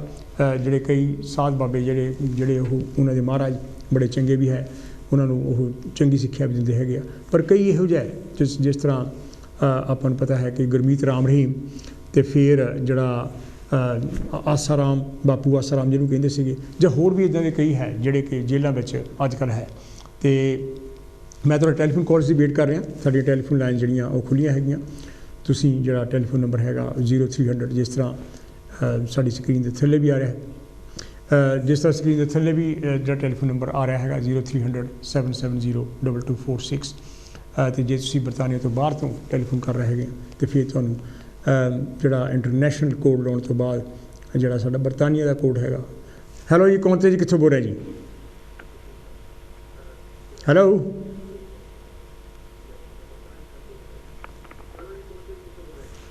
ਹੈਲੋ ਜੀ, ਬੋਲੋ ਜੀ, ਕੌਣ ਤੇ ਕਿੱਥੋਂ ਬੋਲ ਰਿਹਾ ਜੀ? ਹੈਲੋ ਡਾਕਟਰ ਸਾਹਿਬ ਨਮਸਕਾਰ। ਹਾਂਜੀ ਨਮਸਕਾਰ ਸੁਮਨ ਸਾਹਿਬ, ਕੀ ਕਹਿਣਾ ਚਾਹੋਗੇ? ਡਾਕਟਰ ਸਾਹਿਬ ਤੁਸੀਂ ਇਹ ਬਾਬਿਆਂ ਦੀ ਗੱਲ ਕੀਤੀ ਆ। ਹਾਂਜੀ ਹਾਂਜੀ, ਇਹ ਵੀ ਗੱਲ ਹੈ ਕਿ ਮਤਲਬ ਕਈ ਦਫਾ ਅਸੀਂ ਸੋਚਦੇ ਹਾਂ ਵੀ ਸਿਰਫ ਅਨਪੜ੍ਹ ਲੋਕ ਹੀ ਜਾਂਦੇ ਆ। ਹਾਂਜੀ ਹਾਂਜੀ, ਕਈ ਪੜ੍ਹੇ ਲਿਖੇ ਵੀ ਲੋਕ ਮਤਲਬ ਇਹਨਾਂ ਬਾਬਿਆਂ ਮਗਰ ਤੁਰੇ ਫਿਰਦੇ ਆ। ਹਾਂ ਹਾਂ, ਸੋਰੀ ਡਾਕਟਰ ਸਾਹਿਬ ਥੋੜਾ ਆਵਾਜ਼ ਬੰਦ ਕਰਨੀ ਚਾਹੁੰਦਾ ਮੈਂ। ਹਾਂ, ਤੁਸੀਂ ਆਪਣੀ ਟੈਲੀਵਿਜ਼ਨ ਦੀ ਆਵਾਜ਼ ਬੰਦ ਕਰ ਲਓ ਜਾਂ ਉਹਨੂੰ ਬਹੁਤ ਸਲੋ ਕਰ ਲਓ। ਹੈਲੋ ਡਾਕਟਰ ਸਾਹਿਬ। ਹਾਂਜੀ ਹਾਂਜੀ ਹਾਂਜੀ, ਕੈਰੀ ਔਨ। ਮੈਨੂੰ ਆ ਰਹੀ ਸੀਗੀ। ਹਾਂਜੀ ਨਹੀਂ, ਕੋਈ ਨਹੀਂ, ਕੈਰੀ ਔਨ ਨਾ। ਆਪਣੇ ਟੈਲੀਵਿਜ਼ਨ ਦੀ ਆਵਾਜ਼ ਬੰਦ ਕਰ ਲਓ। ਹਾਂ ਮੈਂ ਬੰਦ ਕਰਤਾ। ਹਾਂਜੀ ਹਾਂਜੀ, ਮੈਂ ਕਿਹਾ ਸ਼ਾਇਦ ਨਾ ਆਵੇ ਪਰ ਫਿਰ ਵੀ ਆ ਰਹੀ ਸੀਗੀ। ਹਾਂਜੀ ਹਾਂਜੀ, ਕੋਈ ਨਹੀਂ। ਇਹ ਡਾਕਟਰ ਸਾਹਿਬ ਮਤਲਬ ਬਿਲਕੁਲ ਅਨਪੜ੍ਹ ਲੋਕਾਂ 'ਚ ਨਹੀਂ, ਪੜ੍ਹੇ ਲਿਖੇ ਲੋਕਾਂ 'ਚ ਵੀ ਇਹ ਬਿਮਾਰੀ ਹੈਗੀ ਆ। ਹਾਂ ਹਾਂ, ਕਈ ਤਾਂ ਮੈਂ ਸੋਚਦਾ ਚੰਗੇ ਭਲੇ ਲੋਕ ਹੈ ਕਿ ਮੈਂ ਭਾਈ ਆਦਮੀ ਜਾਣਦਾ ਇੱਥੇ ਕੋਈ ਇੱਦਾਂ ਦਾ ਬਾਬਾ ਰਹਿੰਦਾ ਸੀ, ਉਹ ਪਤਾ ਨਹੀਂ ਕਿੱਥੇ ਚਲਾ ਗਿਆ। ਅੱਛਾ ਜੀ। ਉਹ ਜਦ ਵੀ ਕਹਿਣਗੇ ਸਾਡੇ ਮਹਾਰਾਜ ਕਹਿੰਦੇ ਸੀਗੇ, ਸਾਡੇ ਮਹਾਰਾਜ ਏਦਾਂ ਕਹਿੰਦੇ ਹੁੰਦੇ ਸੀਗੇ। 4 ਵਜੇ ਉਹਨਾਂ ਦੇ ਘਰ 'ਚ ਟੇਪ ਲੱਗ ਜਾਂਦੀ ਉਹ ਮਹਾਰਾਜ ਦੀਆਂ ਗੱਲਾਂ ਸੁਣਨ ਵਾਸਤੇ। ਹਾਂਜੀ ਹਾਂਜੀ, ਮੈਨੂੰ ਸਮਝ ਨਹੀਂ ਲੱਗਦੀ ਕਿ ਅੱਜ ਦੇ ਯੁੱਗ ਦੇ ਵਿੱਚ ਵੀ ਇਹ ਲੋਕ ਇਹਨਾਂ ਤਾਂਤਰਿਕ ਮਗਰਾਂ ਲੋਕ ਤੁਰੇ ਫਿਰਦੇ ਨੇ। ਪਰ ਇਹ ਬਿਮਾਰੀ ਜਿਹੜੀ ਹੈ ਡਾਕਟਰ ਸਾਹਿਬ ਆਪਣੇ ਮੁਲਕ ਵਿੱਚ ਨਹੀਂ ਹੈਗੀ। ਅਸਲ 'ਚ ਮੈਂ ਦੇਖਿਆ ਅਫਰੀਕਨ ਕੰਟਰੀਆਂ 'ਚ ਵੀ ਬਹੁਤ ਜ਼ਿਆਦਾ ਇਹਦੀ ਬਿਮਾਰੀ ਆ। ਬਹੁਤ ਬਹੁਤ ਜ਼ਿਆਦਾ ਕਿ ਯੰਗ ਲੜਕੀਆਂ ਨੂੰ ਗਰੂਮ ਕੀਤਾ ਜਾਂਦਾ, ਉਹਨਾਂ ਦੇ ਸੌਰਟ ਆਫ ਹਿਪਨੋਟਾਈਜ਼ ਕੀਤਾ ਜਾਂਦਾ। ਅਸਲ 'ਚ ਲੋਕੀ ਡਾਕਟਰ ਸਾਹਿਬ ਇਹਨਾਂ ਕੋਲ ਹਿਪਨੋਟਾਈਜ਼ਿੰਗ ਪਾਵਰਸ ਹੁੰਦੀਆਂ। ਹਾਂਜੀ, ਇਹ ਕਿਸੇ ਆਦਮੀ ਨੂੰ ਵੀ ਹਿਪਨੋਟਾਈਜ਼ ਕਰ ਸਕਦੇ ਆ, ਭਾਵੇਂ ਪੜ੍ਹਿਆ ਲਿਖਿਆ ਵੀ ਕਿਉਂ ਨਾ ਹੋਵੇ। ਜਦ ਕਿਸੇ ਇਨਸਾਨ ਨੂੰ ਇਹਨੇ ਆਪਣੇ ਕੰਟਰੋਲ 'ਚ ਕਰ ਲਿਆ ਨਾ, ਫਿਰ ਉਹ ਤੋਂ ਜੋ ਮਰਜ਼ੀ ਕਰਾ ਸਕਦੇ ਆ। ਮੈਂ ਤੁਹਾਨੂੰ ਦੱਸਾਂ ਕਿ ਮੈਂ ਇੱਕ ਦਿਨ ਥੋੜੇ ਚਿਰ ਹੋ ਗਿਆ, ਮਹੀਨੇ ਖੰਡ ਦੀ, ਮੈਂ ਇੱਕ ਵੀਡੀਓ ਦੇਖੀ, ਸੱਚੀ ਸੀਗੀ, ਕਿ ਇੰਡੀਆ ਦੇ ਵਿੱਚ ਇੱਕ ਬਹੁਤ ਸਾਰੇ 200-250 ਆਦਮੀ ਪੰਡਾਲ ਲੱਗਾ ਸੀਗਾ ਤੇ ਉਹ ਤਾਂਤਰਿਕ ਜਿਹੜਾ ਸੀ, ਉਹ ਜਿਹੜਾ ਬਾਬਾ ਸੀਗਾ ਉਹ ਬੈਠਾ ਚੌਂਕੜੀ ਮਾਰ ਕੇ, ਦਾਲੇ ਉਹਦੇ ਲੋਕ ਬੈਠੇ ਸੀਗੇ ਤੇ ਇੱਕ ਲੜਕੀ ਆਈ, ਕੋਈ ਹੋਊਗੀ 20 ਸਾਲ ਦੀ, ਉਹ ਉਹਨੂੰ ਮਤਲਬ ਉਹਦੀਆਂ ਗੱਲਾਂ ਨੂੰ ਉਹ ਰਿਜੈਕਟ ਕਰ ਰਹੀ ਆ ਵੀ ਤੂੰ ਗਲਤ ਆ, ਜੇ ਆ ਬਹੁ। ਉਹ ਸੁਣਦਾ ਗਿਆ। ਫਿਰ ਉਹ ਉੱਠਿਆ, ਉਹਨੇ ਕੁਛ ਨਹੀਂ ਦੇਖਿਆ, ਉਹ ਕੁੜੀ ਦੇ ਸਿਰ 'ਚ ਉਹਨੇ ਕੁਛ ਮਾਰਿਆ ਤੇ ਕੁੜੀ ਉੱਥੇ ਡਿੱਗ ਪਈ। ਉਹ ਕੁੜੀ ਡਿੱਗ ਪਈ ਤੇ ਕੁਛ 5-7 ਮਿੰਟਾਂ ਵਿੱਚੋਂ ਉਹਨਾਂ ਦੇ ਉੱਤੇ ਕੱਪੜਾ ਪਾਤਾ, ਲਾਲ ਚਾਦਰ ਪਾਤੀ ਵੀ ਕੁੜੀ ਮਰ ਗਈ ਆ। ਅੱਛਾ। ਫਿਰ ਉਹ ਬੜਾ ਤਹਿਲਕ ਜਿਹਾ ਪੈ ਗਿਆ, ਇੱਕ ਬੜੀ ਆਵਾਜ਼। ਫਿਰ ਉਹ ਉੱਠਿਆ, ਫਿਰ ਉਹਨੇ ਕੱਪੜਾ ਲਾਇਆ, ਫਿਰ ਉਹ ਕੁੜੀ ਨਾਲ ਉਹ ਗੱਲਾਂ ਕਰਨ ਲੱਗ ਪਏ ਤਾਂ ਕੁੜੀ ਮਤਲਬ ਉੱਠ ਕੇ ਖੜੀ ਹੋ ਗਈ ਤਾਂ ਫਿਰ ਉਹ ਆਪਣੀਆਂ ਗਲਤੀਆਂ ਮੰਨਣ ਲੱਗ ਪਈ, ਮੇਰੀ ਗਲਤੀ ਆ। ਮੇਰਾ ਆਪਣਾ ਵਿਚਾਰ ਹੈ ਡਾਕਟਰ ਸਾਹਿਬ ਵੀ ਪਹਿਲਾਂ ਹੀ ਉਹਨੂੰ ਹਿਪਨੋਟਾਈਜ਼ ਕੀਤਾ ਗਿਆ ਸੀ, ਜਾਂ ਉਹ ਸਿਰਫ ਡਰਾਮਾ ਸੀਗਾ ਕਿ ਬਈ ਉਹ ਮਰ ਗਈ ਆ। ਇਹ ਹੁਣ ਇਹਦੇ ਕੋਲ ਐਡੀ ਪਾਵਰ ਹੈ ਇਸ ਮਹਾਂਪੁਰਸ਼ ਦੇ ਪਾਸ ਕਿ ਮਰੀ ਨੂੰ ਵੀ ਜੀਵਿਤ ਕਰ ਸਕਦਾ। ਮੇਰਾ ਆਪਣਾ ਵਿਚਾਰ ਹੈ ਵੀ ਉਹਨਾਂ ਦਾ ਸਟੰਟ ਇਹ ਸੀਗਾ ਵੀ ਇਹਨੂੰ ਇਸ ਤਰੀਕੇ ਨਾਲ ਪ੍ਰਟੈਂਡ ਕਰੇਗੀ ਵੀ ਮਰ ਗਈ ਆ, ਉਸ ਤੋਂ ਬਾਅਦ ਇਹ ਉਹਨੂੰ ਜੀਣਾ ਕਰੇਗਾ ਤਾਂ ਕਿ ਉਹਨਾਂ ਤੇ ਅਸਰ ਮਲ ਪਵੇ ਕਿ ਇਹ ਬਹੁਤ ਕਰਨੀ ਵਾਲਾ ਇਨਸਾਨ ਆ, ਇੱਕ ਮਰੇ ਇਨਸਾਨ ਨੂੰ ਵੀ ਜੀਣਾ ਕਰ ਸਕਦਾ। ਸੋ ਡਾਕਟਰ ਇਹੋ ਜਿਹੇ ਲੋਕ ਉੱਥੇ ਵੀ ਹੈਗੇ ਨੇ, ਇੱਥੇ ਤਾਂ ਚਲੋ ਇੱਥੇ ਵੀ ਹੈ, ਘੱਟ ਆ, ਪਰ ਫਿਰ ਵੀ ਇਹਨਾਂ ਮੁਲਕਾਂ 'ਚ ਤਾਂ ਫਿਰ ਵੀ ਘੱਟ ਆ, ਪਰ ਸਾਡੇ ਮੁਲਕਾਂ 'ਚ ਤਾਂ ਬਹੁਤ ਬਿਮਾਰੀ ਆ, ਬਹੁਤ ਬੁਰੀ ਗੱਲ ਆ। ਇਹ ਲੋਕ ਬੜੇ ਗੰਦੇ ਲੋਕ ਆ ਡਾਕਟਰ ਸਾਹਿਬ। ਮੈਂ ਤਾਂ ਹਰ ਇੱਕ ਨੂੰ ਇਹੀ ਕਹੂੰਗਾ ਵੀ ਰੱਬ ਦੇ ਵਾਸਤੇ ਅੱਜ ਦੇ ਜ਼ਮਾਨੇ ਵਿੱਚ ਇਹੋ ਜਿਹੇ ਸਾਧਾਂ ਤੋਂ, ਇਹੋ ਜਿਹੇ ਸੰਤਾਂ ਤੋਂ, ਇਹਨਾਂ ਡੇਰਿਆਂ ਤੋਂ ਦੂਰ ਰਹੋ, ਤੁਹਾਨੂੰ ਕੁਛ ਨਹੀਂ। ਠੀਕ ਹੈ ਜੀ, ਇਹ ਤਾਂ ਸੀ ਜੀ ਮੇਰੇ ਵੀਰ ਆਪਣੇ ਹਰਭਜਨ ਸੁਮਨ ਹੋਣੀ ਜਿਨ੍ਹਾਂ ਨੇ ਆਪਣੇ ਵਿਚਾਰ ਦਿੱਤੇ। ਜੋ ਕਾਲਰ ਯਾਨੀ ਕਹਿੰਦੇ ਹੈਗੇ ਜ਼ਰੂਰੀ ਨਹੀਂ ਲੈ ਵੀ ਉਹਨਾਂ ਨਾਲ ਕਾਂਸ਼ੀ ਟੈਲੀਵਿਜ਼ਨ 'ਚ ਯਾਨੀ ਕਿ ਜਾਂ ਮੈਂ ਯਾਨੀ ਕਿਹੜਾ ਹੈਗਾ ਅਸੀਂ ਯਾਨੀ ਕਿ ਉਹਨਾਂ ਨਾਲ ਸਹਿਮਤ ਹੋਈਏ, ਉਹਨਾਂ ਦੇ ਆਪਣੇ ਵਿਚਾਰ ਹੁੰਦੇ। ਹੈਲੋ ਜੀ, ਕੌਣ ਤੇ ਜੀ, ਕਿੱਥੋਂ ਬੋਲ ਰਹੇ ਜੀ? ਡਾਕਟਰ ਸਾਹਿਬ ਮੈਂ ਫਕੀਰ ਚੰਦ ਚੌਹਾਨ ਬੋਲਦਾ ਬਰਮਿੰਘਮ ਤੋਂ। ਚੌਹਾਨ ਸਾਹਿਬ ਵੈਲਕਮ ਹੈ, ਕੀ ਕਹਿਣਾ ਚਾਹੋਗੇ? ਦੇਖੋ ਜਿਹੜਾ ਆਪਨੇ ਅੱਜ ਇਹ ਵਿਸ਼ਾ ਰੱਖਿਆ ਬਾਬਿਆਂ ਬਾਰੇ, ਹਾਂਜੀ ਹਾਂਜੀ, ਕਿਉਂਕਿ ਆਪਾਂ ਬਹੁਤ ਇਹਦੇ ਬਾਰੇ ਚਰਚਾ ਕਰਦੇ ਆ, ਪਰ ਵੱਡੀ ਤਾਂ ਗੱਲ ਆ ਵੀ ਇਹਦੇ ਬਾਰੇ ਸਮਾਧਾਨ ਕੀ ਹੋਵੇ। ਹਾਂ ਹਾਂ, ਗੱਲ ਸਮਾਧਾਨ ਦੀ ਹੈ ਬਿਲਕੁਲ, ਕਿਉਂਕਿ ਦੇਖੋ ਜੇ ਉਦਾਂ ਹੀ ਚਰਚਾ ਕਰੀ ਜਾਓ, ਪਰ ਵੱਡੀ ਤਾਂ ਗੱਲ ਆ ਵੀ ਇਹ ਬਿਮਾਰੀ ਵੱਧਦੀ ਜਾ ਰਹੀ ਆ। ਹਾਂ ਹਾਂ, ਕਿਉਂਕਿ ਹੁਣ ਦੇਖੋ ਤੁਸੀਂ ਤਾਂ ਜ਼ਿਕਰ ਕਰਦੇ ਆ, ਪਰ ਮੈਂ ਇਹਦੇ ਬਾਰੇ ਕਾਫੀ ਦੇਖਿਆ ਵੀ ਇਹ ਛੋਟੇ ਛੋਟੇ ਬੰਦੇ ਜਾਂ ਇਦਾਂ ਉਹੀ ਨਹੀਂ ਕਰਦੇ, ਜਿਹੜੇ ਬੜੇ ਬੜੇ ਬੰਦੇ ਆ ਉਹ ਇਦਾਂ ਕਰਦੇ ਆ। ਜੇ ਹੁਣ ਤੁਹਾਡੇ ਕੋਲ ਕੋਈ ਰਾਜ ਸੱਤਾ ਆ ਜਾਂਦੀ ਹੈ, ਫਿਰ ਤਾਂ ਤੁਹਾਨੂੰ ਲੋਕਾਂ ਦਾ ਕਲਿਆਣ ਕਰਨਾ ਚਾਹੀਦਾ। ਹਾਂਜੀ ਹਾਂਜੀ ਹਾਂਜੀ, ਪਰ ਉਹ ਕਲਿਆਣ ਨਹੀਂ ਕਰਦੇ, ਉਹ ਇਸ ਪਾਸੇ ਨੂੰ ਤੁਰ ਪੈਂਦੇ ਆ। ਹੁਣ ਜਿੱਦਾਂ ਅੱਜ ਆਪਾਂ ਦੇਖਦੇ ਆ, ਤੁਸੀਂ ਉਹ ਬਾਬੇ ਦਾ ਜ਼ਿਕਰ ਕੀਤਾ, ਉਹ ਦੇਖੋ 26 ਸਾਲ ਦਾ ਹੈਗਾ ਤਾਂ ਉਹਦੀ ਕਿੰਨੀ ਪਹੁੰਚ ਹੈ। ਹਾਂਜੀ ਹਾਂਜੀ ਹਾਂਜੀ ਹਾਂਜੀ, ਉਹ ਦੇਖ ਲਓ ਵੀ ਮਹਾਰਾਸ਼ਟਰ ਦੇ ਵਿੱਚ ਉੱਥੇ ਕਾਨੂੰਨ ਵੀ ਬਣ ਚੁੱਕਾ, ਜਦ ਉਹਨੂੰ ਉਹਦੀ ਸ਼ਿਕਾਇਤ ਕੀਤੀ ਉਹ ਪੁਲਿਸ ਨੇ ਉਹਨੂੰ ਕੁਝ ਨਹੀਂ ਕਿਹਾ। ਹਾਂਜੀ ਹਾਂਜੀ, ਉਹ ਉੱਤਰ ਪ੍ਰਦੇਸ਼ ਚ ਆ ਗਿਆ, ਕਿਉਂਕਿ ਉਹਨੂੰ ਪਤਾ ਵੀ ਉੱਤਰ ਪ੍ਰਦੇਸ਼ ਤਾਂ ਉੱਥੇ ਇੱਕ ਬਾਬਾ ਹੀ ਮੁੱਖ ਮੰਤਰੀ ਬਣਿਆ ਹੈ, ਕਿਉਂਕਿ ਵੀ ਮੈਨੂੰ ਫਿਰ ਕਿਹੜਾ ਕਿਸੇ ਨੂੰ ਕੁਝ ਕਹਿਣਾ। ਪਰ ਮੈਂ ਇਹਦੇ ਦੇਖੋ ਵੀ ਇਹ ਮੈਂ ਵੀ ਇਹਦਾ ਮੇਰਾ ਇਹ ਸਬਜੈਕਟ ਹੈ, ਮੈਂ ਕਾਫੀ ਇਹਦੇ ਬਾਰੇ ਕਿਤਾਬਾਂ ਪੜ੍ਹਦਾ। ਹੁਣ ਤੁਸੀਂ ਵੀ ਦੇਖੋ ਕਿੰਨਾ ਟਾਈਮ ਕੱਢਦੇ ਹੋ, ਪਰ ਮੈਂ ਖੁਸ਼ਵੰਤ ਸਿੰਘ ਦੀ ਇੱਕ ਕਿਤਾਬ ਪੜ੍ਹੀ ਹੈ। ਅੱਛਾ ਜੀ, God's and godman in India. ਉਹ ਦੇਖੋ ਕਿੰਨਾ ਵੱਡਾ ਪੱਤਰਕਾਰ ਸੀ। ਹਾਂਜੀ ਹਾਂਜੀ ਹਾਂਜੀ, ਜਾਨੀ ਹੁਣ ਮਤਲਬ ਇਹ ਇੰਦਰਾ ਗਾਂਧੀ ਤੇ ਜਵਾਹਰ ਲਾਲ ਨਹਿਰੂ ਦਾ ਵੀ ਜ਼ਿਕਰ ਕੀਤਾ, ਕਿਉਂਕਿ ਉਹ ਵੀ ਇਸ ਬਿਮਾਰੀ 'ਚ ਫਸੇ ਹੋਏ ਸੀ। ਈਵਨ ਨਹਿਰੂ ਵੀ ਫਸਿਆ ਸੀ। ਨਹਿਰੂ ਤਾਂ ਆਪਣੇ ਆਪ ਨੂੰ ਜਿਹੜਾ ਨਾਸਤਿਕ ਹੁੰਦਾ ਸੀਗਾ, ਕਿਸੇ ਧਰਮ ਨੂੰ ਨਹੀਂ ਸੀ ਕਹਿੰਦਾ। ਮੈਂ ਹੈਰਾਨ ਰਹਿ ਗਿਆ, ਕਿਉਂਕਿ ਇਹੀ ਤਾਂ ਮੈਂ ਹੈਰਾਨ ਰਹਿ ਗਿਆ ਉਹ ਕਿਤਾਬ ਪੜ੍ਹ ਕੇ। ਅੱਛਾ, ਕਿਉਂਕਿ ਦੇਖੋ ਇੰਦਰਾ ਗਾਂਧੀ ਬਾਰੇ ਤਾਂ ਜਿਹੜੀ ਹੁਣ ਕਿਤਾਬਾਂ ਕਈ ਛਪੀਆਂ ਵੀ ਧਰਿੰਦਰ ਬ੍ਰਹਮਚਾਰੀ ਜਿਹੜਾ ਸੀਗਾ, ਉੱਤੇ ਕਈ ਬੱਚਿਆਂ ਦੇ ਯੌਨ ਸ਼ੋਸ਼ਣ ਦੇ ਕੇਸ ਸੀਗੇ। ਹਾਂਜੀ ਹਾਂਜੀ ਹਾਂਜੀ ਹਾਂਜੀ, ਤਾਂ ਉਹ ਬਾਅਦ ਦੇ ਵਿੱਚ ਉੱਥੇ ਪੁਲਿਸ ਉਹਨੂੰ ਟੋਲਦੀ ਸੀ, ਤਾਂ ਉਹਨਾਂ ਆ ਕੇ ਡੇਰਾ ਇਹਦੇ ਕੋਠੀ ਚ ਲਾ ਲਿਆ। ਅੱਛਾ, ਧਰਿੰਦਰ ਬ੍ਰਹਮਚਾਰੀ ਨੇ ਆਮ ਕਿਤਾਬਾਂ ਦੇ ਵਿੱਚ ਹੈ। ਹਾਂਜੀ ਹਾਂਜੀ ਹਾਂਜੀ ਹਾਂਜੀ, ਤੇ ਉਹ ਜਾਨੀ ਮਤਲਬ ਉੱਥੇ ਹੀ ਰਿਹਾ ਜਿੰਨੀ ਦੇਰ ਉਹ ਪ੍ਰਾਈਮ ਮਿਨਿਸਟਰ ਰਹੀ। ਦੇਖੋ ਪਹਿਲਾਂ ਤਾਂ ਕਿੰਨੀ ਮਾੜੀ ਗੱਲ ਹੈ ਵੀ ਦੇਖੋ ਦੇਸ਼ ਦੇ ਪ੍ਰਾਈਮ ਮਿਨਿਸਟਰ ਤੋਂ ਤਾਂ ਤੁਸੀਂ ਬਹੁਤ ਕੁਝ ਸੋਚਦੇ ਹੋ, ਉਹਨਾਂ ਨੂੰ ਤਾਂ ਇਹ ਚੀਜ਼ਾਂ ਬੰਦ ਕਰਨੀਆਂ ਚਾਹੀਦੀਆਂ। ਜਦੋਂ ਕਿ ਸਾਡਾ ਕਨਸਟੀਟਿਊਸ਼ਨ ਵੀ ਉਹ ਕਹਿੰਦੇ ਨੇ ਵਿਗਿਆਨਕ ਸੋਚ ਨੂੰ ਜਿਹੜਾ ਹੈਗਾ ਸਾਨੂੰ ਪਸਾਰਾ ਕਰਨਾ ਚਾਹੀਦਾ। ਨਹੀਂ ਦੇਖੋ ਸੰਵਿਧਾਨ 'ਚ ਲਿਖਿਆ ਆ ਪ੍ਰਾਈਮ ਮਿਨਿਸਟਰ ਆ ਤਾਂ ਉਹ, ਪਰ ਮੈਂ ਦੇਖੋ ਪਹਿਲਾਂ ਮੈਨੂੰ ਇੱਥੇ ਤੱਕ ਹੀ ਸੀ ਵੀ ਜਿਹੜੇ ਭਾਜਪਾ ਵਾਲੇ ਆ ਵੀ ਇਹ ਜ਼ਿਆਦਾ ਬਾਬਿਆਂ ਨੂੰ ਮੰਨਦੇ ਆ। ਪਰ ਉਹ ਜਦ ਮੈਂ ਉਹ ਪੜਿਆ ਤਾਂ ਫਿਰ ਮੈਂ ਤਾਂ ਕਿਹਾ ਵੀ ਇਹ ਤਾਂ ਬਹੁਤ ਮਾੜੀ ਗੱਲ ਹੈ। ਫਿਰ ਉਹ ਜਿਹੜਾ ਤੁਸੀਂ ਜ਼ਿਕਰ ਨਹਿਰੂ ਬਾਰੇ ਕੀਤਾ ਵੀ ਉਹ ਤਾਂ ਮੰਨਦਾ ਨਹੀਂ ਸੀ, ਪਰ ਮੈਂ ਉਹ ਬੜਾ ਹੈਰਾਨ ਹੋਇਆ, ਕਿਉਂਕਿ ਉਹ ਨਿਊਯਾਰਕ ਟਾਈਮਜ਼ ਦੇ ਵਿੱਚ ਖੁਸ਼ਵੰਤ ਸਿੰਘ ਦਾ ਆਰਟੀਕਲ ਛਪਿਆ ਸੀ। ਅੱਛਾ ਅੱਛਾ, ਉਹ ਛਪਿਆ ਸੀ ਤਾਂ ਉਹਦੇ ਵਿੱਚ ਜਾਨੀ ਮਤਲਬ ਉਹ ਘਟਨਾ ਜਿਹੜੀ ਸੀਗੀ ਤਾਂ ਉਹ ਜੇ ਸਾਧਵੀ ਬਾਰੇ ਜ਼ਿਕਰ ਸੀ, ਉਹ ਖੁਸ਼ਵੰਤ ਸਿੰਘ ਨੂੰ ਟੋਲਦੀ ਸੀ। ਅੱਛਾ ਅੱਛਾ, ਬਈ ਇਹ ਕਿੱਦਾਂ, ਉਹਨੂੰ ਕਿੱਦਾਂ ਪਤਾ ਲੱਗ ਗਿਆ ਇਸ ਘਟਨਾ ਦਾ। ਤਾਂ ਫੇਰ ਜਾਨੀ ਉਹ ਮਤਲਬ ਟੋਲ ਲਿਆ ਖੁਸ਼ਵੰਤ ਸਿੰਘ ਨੂੰ, ਤੇ ਸੋਲ ਕੇ ਤਾਂ ਉਹਨੂੰ ਗਾਲ ਕੱਢੀ। ਅੱਛਾ, ਕਹਿੰਦੀ ਵੀ ਤੂੰ ਹੀ ਆ ਉਹ ਹਰਾਮ ਦਾ ਜਿਹੜੀ ਉਹ ਤਾਂ ਆਰਟੀਕਲ ਲਿਖਿਆ ਲੜੀ ਹੈ। ਅੱਛਾ ਜੀ, ਉਹ ਡੀਅਰ ਤਾਂ ਉਹ ਕਹਿੰਦਾ ਵੀ ਇਹਦਾ ਮਤਲਬ ਫਿਰ ਉਹ ਜਿਹੜੀ ਗੱਲ ਮੈਂ ਲਿਖੀ ਸੱਚੀ ਹੈ। ਤੁਸੀਂ ਦੇਖੋ ਵੀ ਮੈਂ ਉਹ ਪੜ੍ਹ ਕੇ ਹੈਰਾਨ ਰਹਿ ਗਿਆ ਨਹੀਂ, ਕਿਉਂਕਿ ਦੇਖੋ ਇਹ ਜਿਹੜਾ ਕਈ ਵਾਰੀ ਅਸੀਂ ਕਈਆਂ ਲੀਡਰਾਂ ਬਾਰੇ ਸੋਚਦੇ ਰਹਿੰਦੇ ਵੀ ਉਹ ਚੰਗੇ, ਪਰ ਦੇਖੋ ਵੀ ਵੱਡੀ ਤਾਂ ਗੱਲ ਆ ਵੀ ਲੋਕ ਤੁਹਾਨੂੰ ਚੁਣਦੇ ਆ ਲੋਕਾਂ ਦਾ ਕਲਿਆਣ ਕਰਨ ਲਈ। ਅੱਛਾ, ਇਹਦਾ ਤੁਸੀਂ ਇਲਾਜ ਕੀ ਲੱਭਦੇ ਆ? ਦੇਖੋ ਜਿਹੜਾ ਇਲਾਜ ਹੈਗਾ ਵੀ ਆਪਣਾ ਕਈ ਵਾਰੀ ਆਪਾਂ ਛੋਟੇ ਛੋਟੇ ਜਿੱਥੇ ਆਪਾਂ ਰਹਿੰਦੇ ਆ ਨਾ, ਆਪਾਂ ਦਾ ਉਹਨਾਂ ਬਾਬਿਆਂ ਨੇ ਵਾਹ ਪੈਂਦਾ। ਔਰ ਮੈਂ ਲਗਾਤਾਰ ਇਹ ਦੇਖ ਰਿਹਾ ਵੀ ਇੱਥੇ ਇੱਕ ਬਾਬਾ ਸੀਗਾ, ਉਹ ਬਿਲਕੁਲ ਜਾਨੀ ਥੋੜੀ ਜਿਹੀ ਜਗ੍ਹਾ ਤੋਂ ਸ਼ੁਰੂ ਕੀਤਾ ਸੀ। ਅੱਛਾ ਜੀ, ਜਦ ਉਹ ਮਸ਼ਹੂਰ ਹੋਣ ਲੱਗ ਪਿਆ ਤਾਂ ਮੈਂ ਸਵੇਰ ਨੂੰ ਕਾਰ ਦੇ ਵਿੱਚ ਜਾਂਦਾ ਹੁੰਦਾ ਸੀ ਕੰਮ ਤੇ, ਅਰਲੀ ਮੇਰੀ ਸ਼ਿਫਟ ਹੁੰਦੀ ਸੀ। ਹਾਂਜੀ, ਜਦ ਮੈਂ ਉਹ ਜਗ੍ਹਾ ਦੇ ਕੋਲ ਦੀ ਲੰਘਣਾ ਮੈਂ ਹੈਰਾਨ ਹੋਣਾ ਵੀ ਇੰਨੀਆਂ ਜਨਾਨੀਆਂ ਉੱਧਰ ਨੂੰ ਜਾ ਰਹੀਆਂ। ਅੱਛਾ, ਵੀ ਮੈਂ ਹੈਰਾਨ ਵੀ ਇਸ ਟਾਈਮ ਤੇ ਤਾਂ ਲੋਕ ਕੰਮਾਂ ਤੇ ਜਾਂਦੇ ਵੀ ਇਹਦੇ ਡੇਰਿਆਂ ਨੂੰ ਇੰਨੀਆਂ ਆਉਂਦੀਆਂ ਪਰ ਉਹ ਫਿਰ ਬਾਅਦ ਦੇ ਵਿੱਚ ਮੈਨੂੰ ਪਤਾ ਲੱਗਾ ਵੀ ਉਹ ਚਰਿੱਤਰਹੀਣ ਬੰਦਾ ਸੀ। ਹਾਂਜੀ ਹਾਂਜੀ ਹਾਂਜੀ। ਤਾਂ ਫਿਰ ਉਹ ਜਾਣੀ ਉਹਨੂੰ ਮਾਰ ਦਿੱਤਾ ਜਾਣੀ ਇੱਥੇ। ਅੱਛਾ ਅੱਛਾ ਜੀ ਅੱਛਾ। ਇਹ ਤਾਂ ਮਾਰ ਦਿੱਤਾ। ਉਹ ਹੁਣ ਬੰਦੇ ਜੇਲ੍ਹ ਚੋਂ ਆਏ ਆ। ਅੱਛਾ। ਹੁਣ ਮੈਂ ਜੇ ਨਾ ਉਹਦਾ ਲਵਾਂ ਜਾਂ ਕਿੱਦਾਂ, ਦੇਖੋ ਪਹਿਲਾਂ ਬੜੀ ਤਾਂ ਗੱਲ ਆ ਵੀ ਜਿਹੜਾ ਮਾਰਨ ਨਾਲ ਵੀ ਮਸਲਾ ਹੱਲ ਨਹੀਂ ਹੁੰਦਾ। ਇੱਦਾਂ ਤਾਂ ਫਿਰ ਸਾਰਿਆਂ ਨੂੰ ਤੁਸੀਂ ਮਾਰ ਫਿਰ ਕਾਨੂੰਨ ਤਾਂ ਇਹ ਤਾਂ ਕਾਨੂੰਨ ਦੇ ਵੀ ਵਿਰੁੱਧ ਆ। ਹਾਂਜੀ ਹਾਂਜੀ ਹਾਂਜੀ ਹਾਂਜੀ। ਤਾਂ ਬੜੀ ਗੱਲ ਆ ਵੀ ਦੇਖੋ ਜਦ ਤੱਕ ਆਪਾਂ ਨਾ ਇਹ ਵਿਗਿਆਨਕ ਸੋਚ ਨਹੀਂ ਅਪਣਾਉਂਦੇ, ਕਿਉਂਕਿ ਬਚਪਨ ਤੋਂ ਪਰਿਵਾਰਾਂ ਦੇ ਵਿੱਚ ਦੱਸੋ ਵੀ ਇਹ ਜਿਹੜੇ ਇਹਨਾਂ ਲੋਕਾਂ ਤੋਂ ਬਚੋ। ਹੁਣ ਦੇਖੋ ਜੇ ਇਹਨਾਂ ਕੁਝ ਕੋਲ ਹੋਵੇ ਤਾਂ ਫਿਰ ਲੋਕਾਂ ਨੂੰ ਠੱਗਦੇ ਕਿਉਂ? ਹੁਣ ਲੋਕ ਦੇਖੋ ਇੱਥੇ ਜਿਹੜਾ ਪੈਸਾ ਕਈ ਵਾਰੀ ਬੰਦੇ ਦੀ ਜੌਬ ਹੀ ਟੁੱਟ ਜਾਂਦੀ ਹੈ। ਹਾਂਜੀ ਹਾਂਜੀ ਹਾਂਜੀ। ਤੁਸੀਂ ਘਰ ਲਿਆ ਹੁੰਦਾ ਪਰ ਬਾਬਿਆਂ ਦੇ ਜਾਣੋਂ ਨਹੀਂ ਹਟਦੇ।